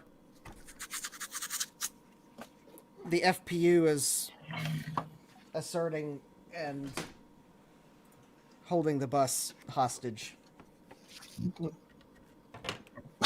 If this bus goes under 55 miles an hour... Sorry. If this bus goes under 55 megahertz, oh no, wait, it's only a 25 megahertz computer. Boom! Welcome to Nerd Talk with Nerd and Nerd. This bus can't go even 30 megahertz. Well, because it never got over 55, that means the bomb never armed. So that's true. Well, I guess this computer's safe. All right, let me see if by chance, over in the parts that I have on the table beside me, to which I will have to unplug my headphones to walk over there, let me see if the 74F245 chips happen to be among the chips I ordered just in case. Cool beans. Fortunately, I'm thinking the likelihood of that's low, but let me check. Put my picks away. Stand by. Processing. Do do do do do do do do do do do do do do dun dun dun dun dun dun dun dun dun.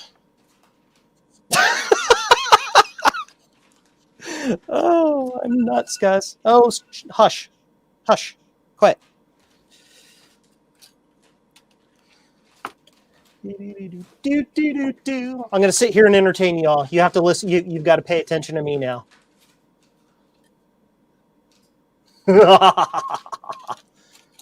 Here, look at the pumpkin tosh. It's pretty. Don't pay any attention to the man behind the curtain.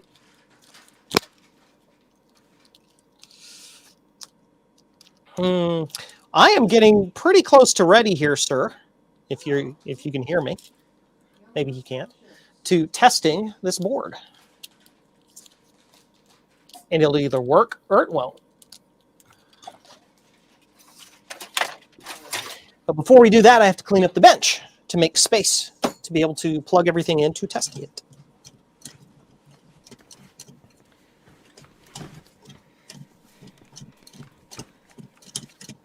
Okay, it would appear as if I did order these, the 74HC 74Ds, because there was electrolyte all around them. I believe those are in the power-up circuit. I did not order any 74F 245s because those chips physically looked fine. Why don't you switch over to your camera, because I'm just cleaning up my bench right now. All right. That way people see what you're doing. I'm just prepping to be able to test this board out real quick.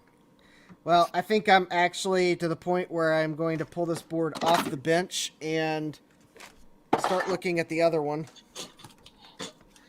Because, well, you know... Because why not? Well, you know, I guess there's one thing I could do. I might regret it. But I guess since I'd probably have to order those 74 F245s from China, I could remove the FPU and just rule that out.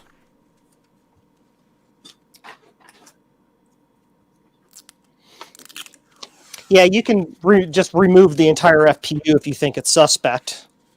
Just hot air the whole thing off there. Yeah, I'm just going to hot air the whole thing off. I guess, I mean, it wouldn't be the end of the world if I have an FPU-less 2CI for a while. Yeah. It won't break it to take it off there. It'll still run. Because if the FPU's bad, then, well, I'll have to order an FPU from China. Yep. UT sources, all you need. Well, I mean, I have some FPUs, but I'd be stealing them from one of my LCs.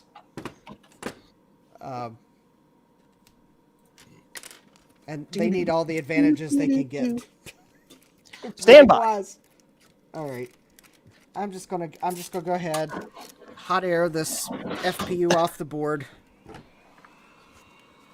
Had to go grab the chassis for this. Chassis, whatever you want to call the stupid thing. I would lift the one pin, John, but I really do not trust my capabilities to try to lift that one pin on the CPU. So I would rather remove the FPU because I more trust myself to be able to put the FPU back on than to try to lift the one pin on the CPU. Ow! I pinched myself. Well, I also don't trust myself to try to lift the pin on the FPU, too.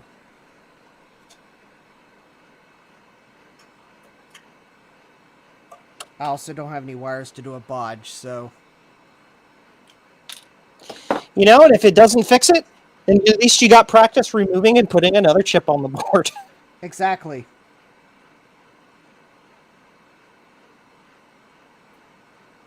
I also know I need to get one of those little suction cup things for lifting chips off the board, because you are probably about to see the most unorthodox way of flipping a PLCC chip off of its pads.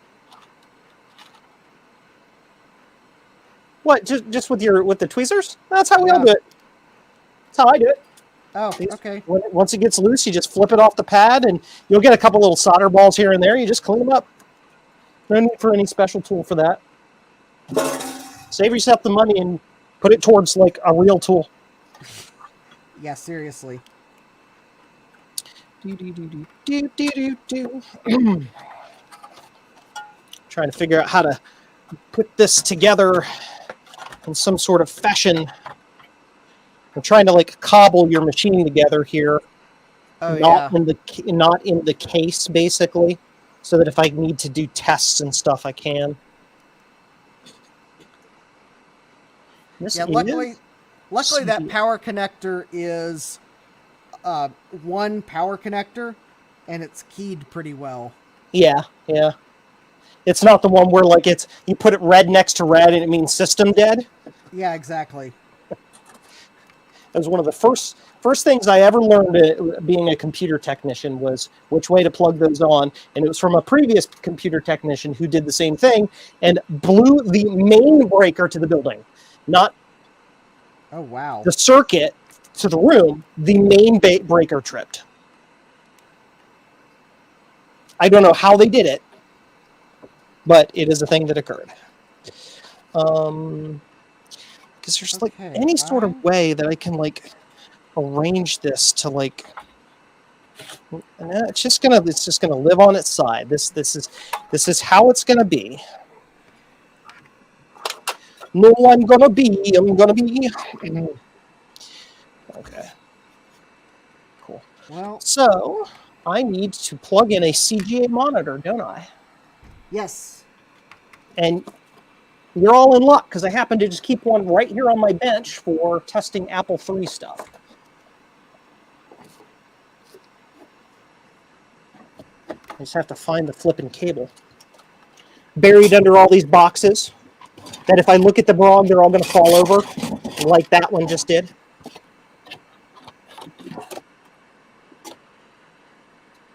Well, this cable is short.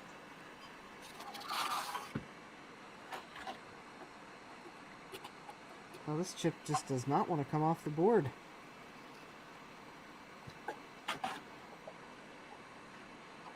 All right. I've probably applied more than enough heat to that, and Okay. I don't think I don't have the right tool to remove the. Double check, make sure nothing is going to be shorting. It's not. Put that on a piece of foam just in case. The heat gun was at 350 degrees C. That might be a little low. I usually run mine at like 430.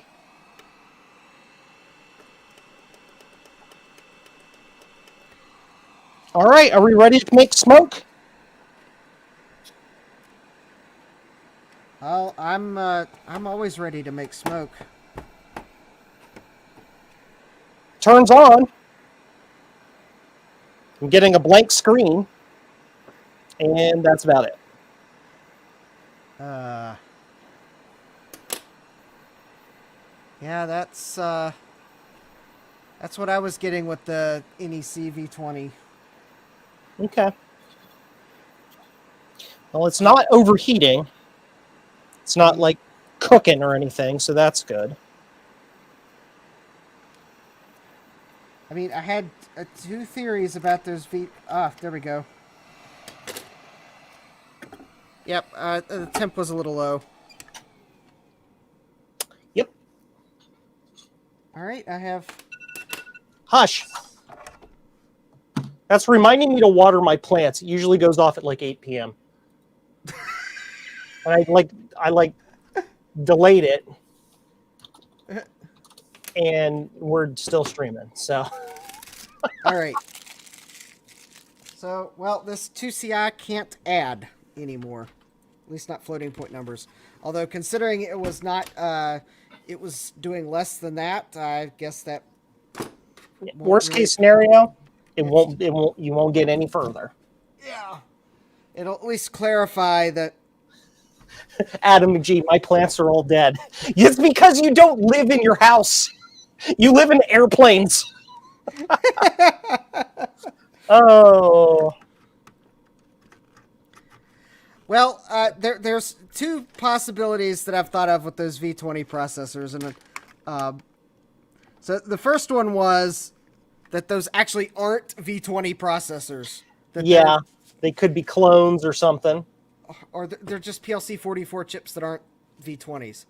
And the second one, which is less likely probably, is that there's actually something in the firmware of that computer that refuses to boot a V20. Yeah. So I guess I find that to be highly unlikely. So I think what probably the best thing to do, Put the because original. I tried the 2 and you just put the 3rd one on. None of them worked. We just need to go back to the AMD 8088 that was on there. Yep. Yep. Joe agrees, but he's not going to do it tonight. And I don't blame you because, I mean, at this point, it's relatively easy. We got all the repair, all the bad repair done. It's just you heat it off and you solder the next one on there. But yeah. So I guess the one thing we can do now that I have removed the FPU from the 2CI. Let's see your screen. All they're doing is staring at my face in the pumpkin tosh. Yep. All right. There we go. Yeah, I switched it to you because you were testing, and now I'm testing, so I'm going to switch it to me. Right. Fingers crossed. All right, we've got a chime.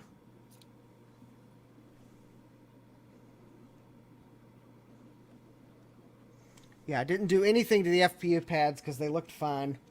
I don't see any solder balls or anything.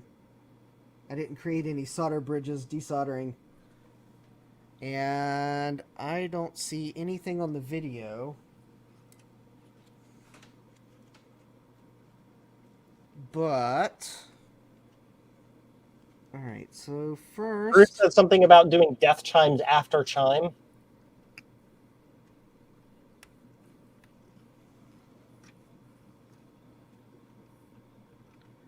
So, okay, first let's see if by chance there's a video signal. And that does not look like a video signal. Bruce also has a really good suggestion. Try booting it up. Just put like a blue SCSI or something on it. Even though without video, just try to see if it tries to boot. Okay. They're also asking, do we know if your power supply is good? It needs to be recapped. I do know it needs to be recapped, but I did measure proper voltages from the rails I could easily get. Here are the caps for the power supply. 3 boxes? Or did you supply bulk?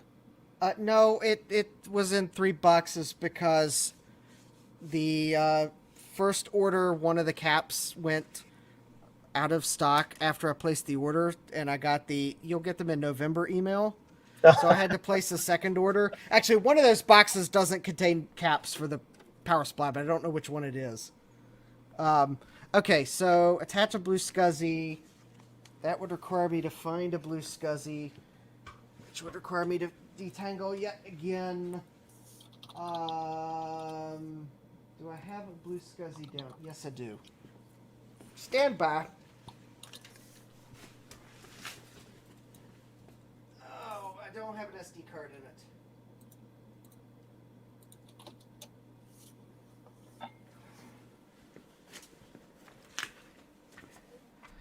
All right, maybe Joe can entertain you for a moment while I go run upstairs and grab a blue SCSI SD card.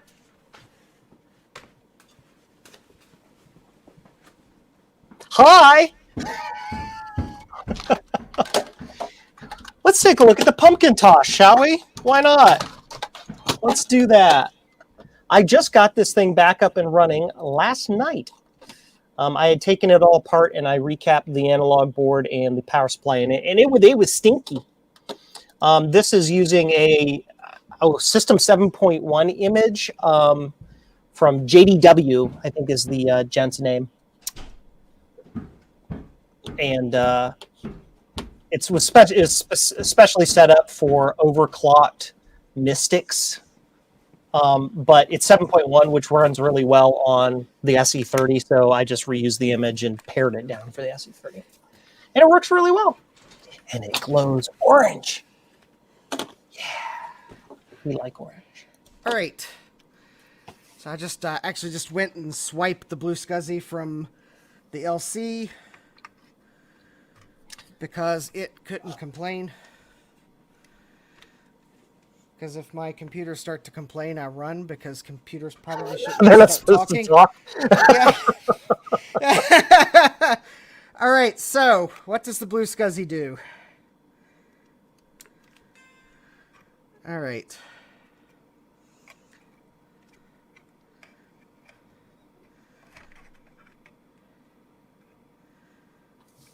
So it's getting power. And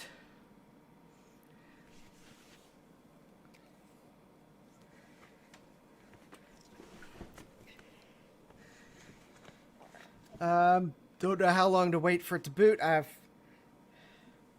solid red equals dead. Solid red equals, it's just not doing anything. It just has power. It's got power. Let's try once more in case I was... Yeah, the other light's the activity light. And whenever there's bus activity, it should blink a little bit. Usually during the power on self-test and boot process, it'll blink once or twice as the system is, how can we say, as it's enumerating the SCSI bus. So it does appear as if SCSI is dead. Bruce says that he didn't hear a sad Mac after the main chime. It's sad Macs after the main chime only when there's no RAM in it. Or if I do this, which is the interrupt button. Yeah. So I can hit the interrupt button and get a sad Mac chime. But I think that... So it's like the system's not completely hosed, but it's effectively completely hosed. Yeah. Because, quite honestly, well, as cool as it is to hit the interrupt button and hear the death chimes, that's not why I bought this computer. And I guess, Bruce, just if you're wondering, because I was, just as other troubleshooting steps, I did replace this, it's off camera, I replaced this bus transceiver, or whatever this, the one that I have yet to be able to move things until I can point at it. So I replaced this chip this evening because the legs were green on it when I got it, and I thought that maybe that might explain why I had no activity on the new bus card, but then I started probing things with the oscilloscope, and the address and data lines look horrible on the RAM. Hush! I really wish I had a Raminator to try, because I would be more than happy to try that, because that would bypass the RAM checks. Although I'm kind of wondering if the computer is actually not passing the RAM checks, but I don't know why you're not getting a death chimes in that case. Although... So, yeah, maybe it is passing the RAM checks, but it's, I never, even with a new bus video card, although the problem is, and maybe, Bruce, you might know the answer to this. So, the video card I tried is and actually I have two of these. This one I bought as tested. It's the Macintosh display card. I don't know what video out modes this actually supports. Specifically, is this sync on green only? So, I've got a question out on Tinker Different, but the only replies I've got so far are the Macs that do sync on green only. It seems like it probably has a pretty thorough list on that thread, but no one's chimed in about the video cards. So that card does 640 by 480 at 67 kilohertz. I would be concerned, or how can I, not concerned. As a newbie to the classic Mac era, I would be asking myself this question. Will the machine try to boot if it has a video problem? Because if it will, then that means that your problem isn't just video, because it's not trying to boot. Right? You're not it's not trying to boot from the blue SCSI at all. Do you have that terminated? The blue SCSI does have its terminators on it. Okay, I can't really tell from here. All right. Yeah, they're down there. Okay. Or at least I'm pretty sure the 2 jumpers are on. Oh, I see them there now. They're just dark. They're just hiding beside the connector there, yeah. Okay. Bruce says it will work with sync on green on your adapter. Yeah. Okay, now here's the interesting thing, Bruce, and maybe you might know the answer to this. Now, if I try to use the onboard video on this 2CI, for example, I just powered it up. I have the adapter set for the 13-inch RGB sync on green, and I did not get a chime with that setting on the adapter. Okay, Bruce says, yeah, definitely not video. I would be interested to know why certain video modes, it doesn't even chime. It's like... Although, let me try this new bus card with... Okay, now with the new bus card in that same video setting, I did just get a chime. Now let's see if my... Of course, the thing is, I don't know if this Dell monitor I have that does sync on green, I don't know if it'll do 67 hertz. I guess I can pull up the... Bruce says changing the settings on that shouldn't have any effect on the chime. That is weird. Yeah, shouldn't. Yes, I was thinking that would be the case. That it should not matter what I have it set to, yet it does.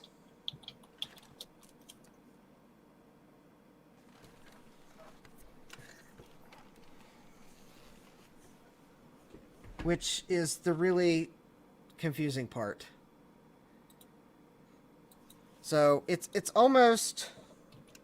Of course, I'm almost at the point where up until now I didn't have the caps to do it. Moving the new bus card to a different slot will force the Mac to reset video settings. Well, I actually have tried this video card in all the slots. So the one thing I haven't done yet, and that's only because the final caps came in today, I have not recapped the power supply. I do know the 12-volt rail has the proper voltage. I know the 5-volt rail has the proper voltage. I do not know about the...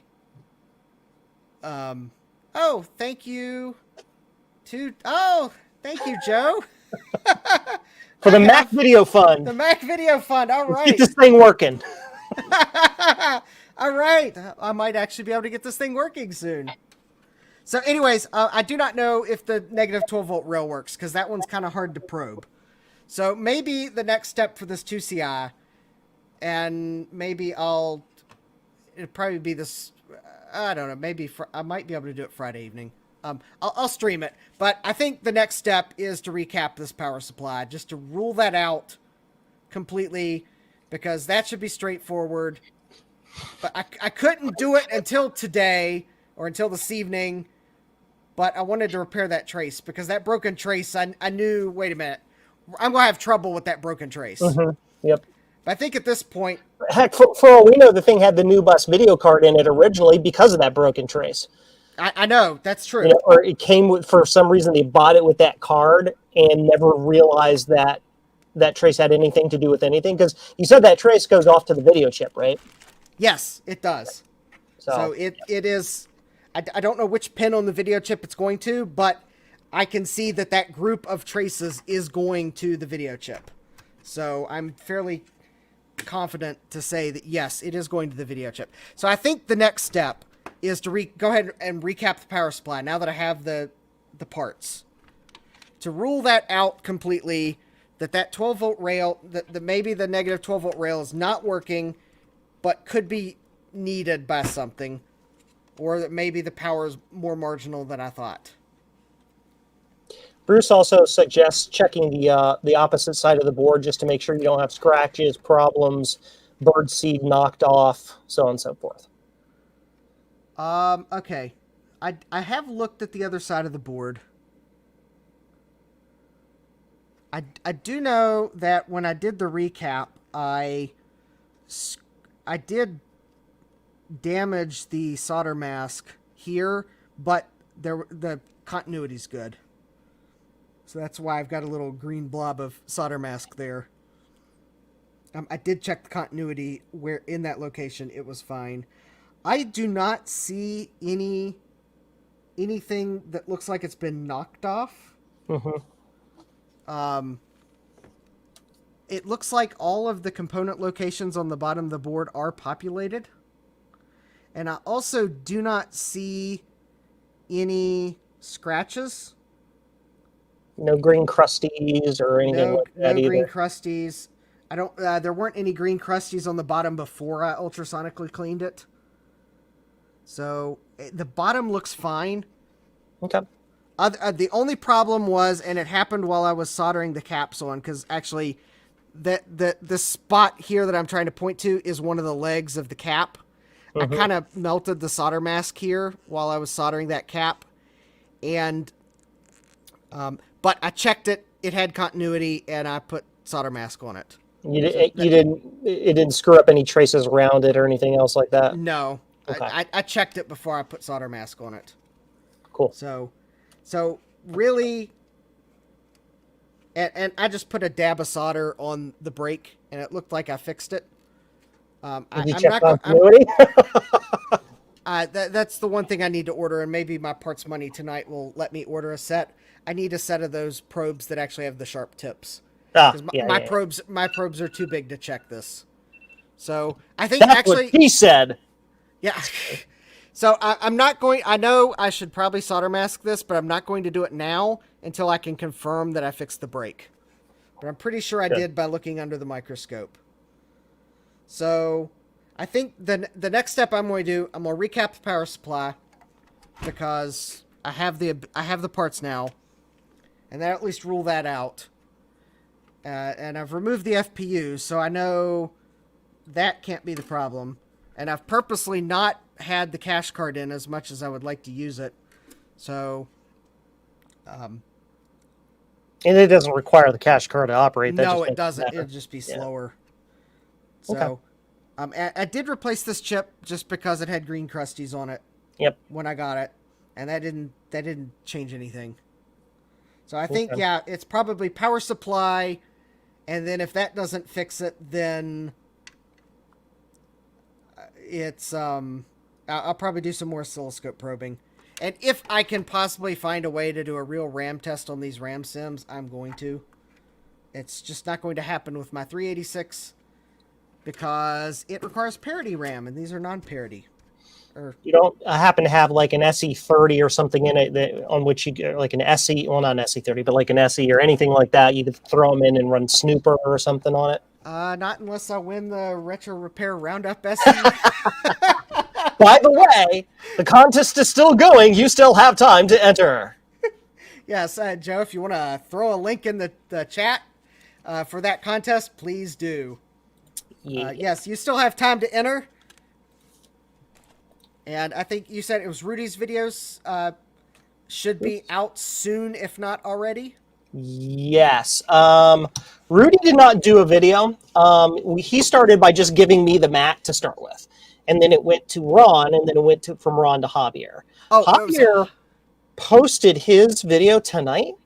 We're kind of doing them out of order. Again, because of all of the craziness that was going on in their personal lives that just made being able to get the videos done on time impossible effectively.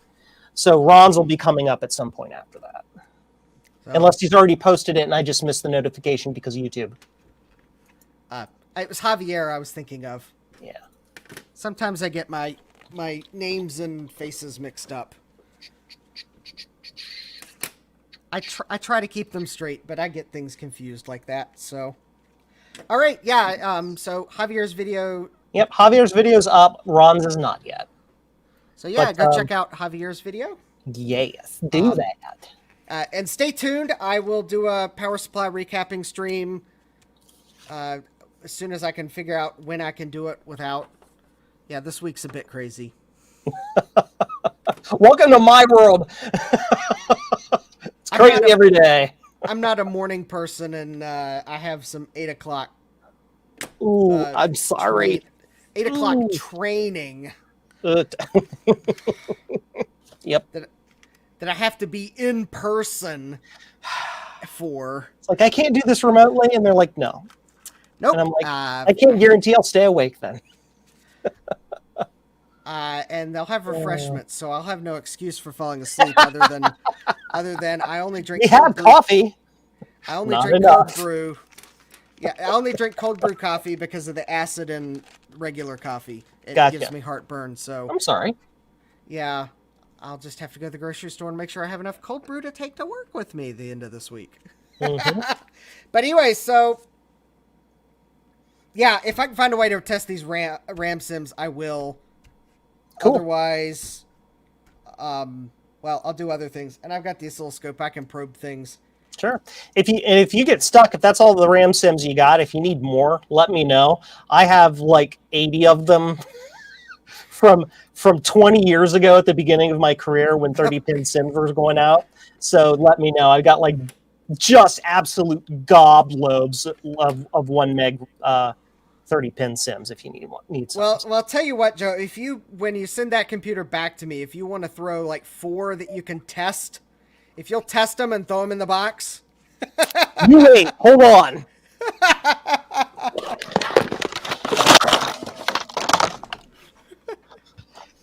I will just get out the bin with my little 3D printed component holders that I made, and I'll just put a whole bunch of them right there so I don't forget. All right. And that way I'll have 4 known good ones or 8 known good ones or whatever. I mean, if you just want to send me 4, I sure. have. Yeah, that's fine. And that way, at least at some point, I'll have some known good ones if I really get stumped. And there's some, and there's some more, and here's some more. Yep. And this 2CI does not need parity memory, so that is at least the one thing I was able to quickly figure out, that there's the chip, that if that chip was populated, then your 2CI needs parity memory, and I'm not going to go look for that chip because... So, memory with 8 chips instead of 9. Got it. Understood. Yeah. I mean, it can... I think you can put parity... It'll probably work. It'll work. It'll just ignore the last bit. Unlike the opposite, that if it needed parity memory and you don't have that chip, then... They can't do it. Yeah. Parity error. Yeah. Do it anyway. Tie the pin high. Yes, you have your even parity, your odd parity, and you're always on parity. Yes. All right. Anyways, it was a great stream. I do want to thank Joe for giving a go at my Emerson 8000 EC and for joining me on the stream. It was a blast. Absolute fun. It was super duper awesome. And no, we can get no StreamYard. We can get rid of. There we go. We can get rid of that one. And actually, we can do this. There we go. Yeah! Yay! We can end the stream with both of us the same size. Cool. It was great having you tonight, Joe. Thank you for joining the stream. It was super fun. I do hope that we can do this again. And again and Absolutely. again, because it'll be a blast. So anyways, for you all, if you check Joe's channel out, if you haven't, I will make sure there is a link in the video description, because I probably forgot to do it beforehand. It's all good. Just go look up Joe's Computer Museum on the YubTubs. You'll find me. Or find me right there, and I post my videos when they come out on the Twitters. Yep. And, well, I don't have my socials there. Yeah, I think the 2-chip 4 megabyte would probably also work in this computer. Yep. I think those would work in this computer too. It's just some of them work, some don't. Okay. So it might be safer. We'll figure it out. We'll figure it out. Anyways, I would like to thank everyone for joining the stream. Would like to remind you that if you haven't subscribed, please do. Hit the button. Yes, hit that button. Don't forget. Because if you don't hit that button now, then you're missing out. Because you might as well do it now. Don't procrastinate. Don't wait. Don't Do it wait. now. Do it now. Yeah. Click that like button. Leave a comment especially if you're watching this afterwards, since you weren't able to participate in the live chat. Leave a comment. Let me know what you liked, or if you have any troubleshooting ideas that none of the rest of us thought of. That'd be great. And I hope to see everyone later. And I'd like to let me make sure I am ready to click the button, because that is always awkward. But anyways, I'd like to thank everyone for joining me. Thank Joe one last time, and wish everyone a great evening. And take care, everyone. And I hope to see you next time. Night, folks. Bye.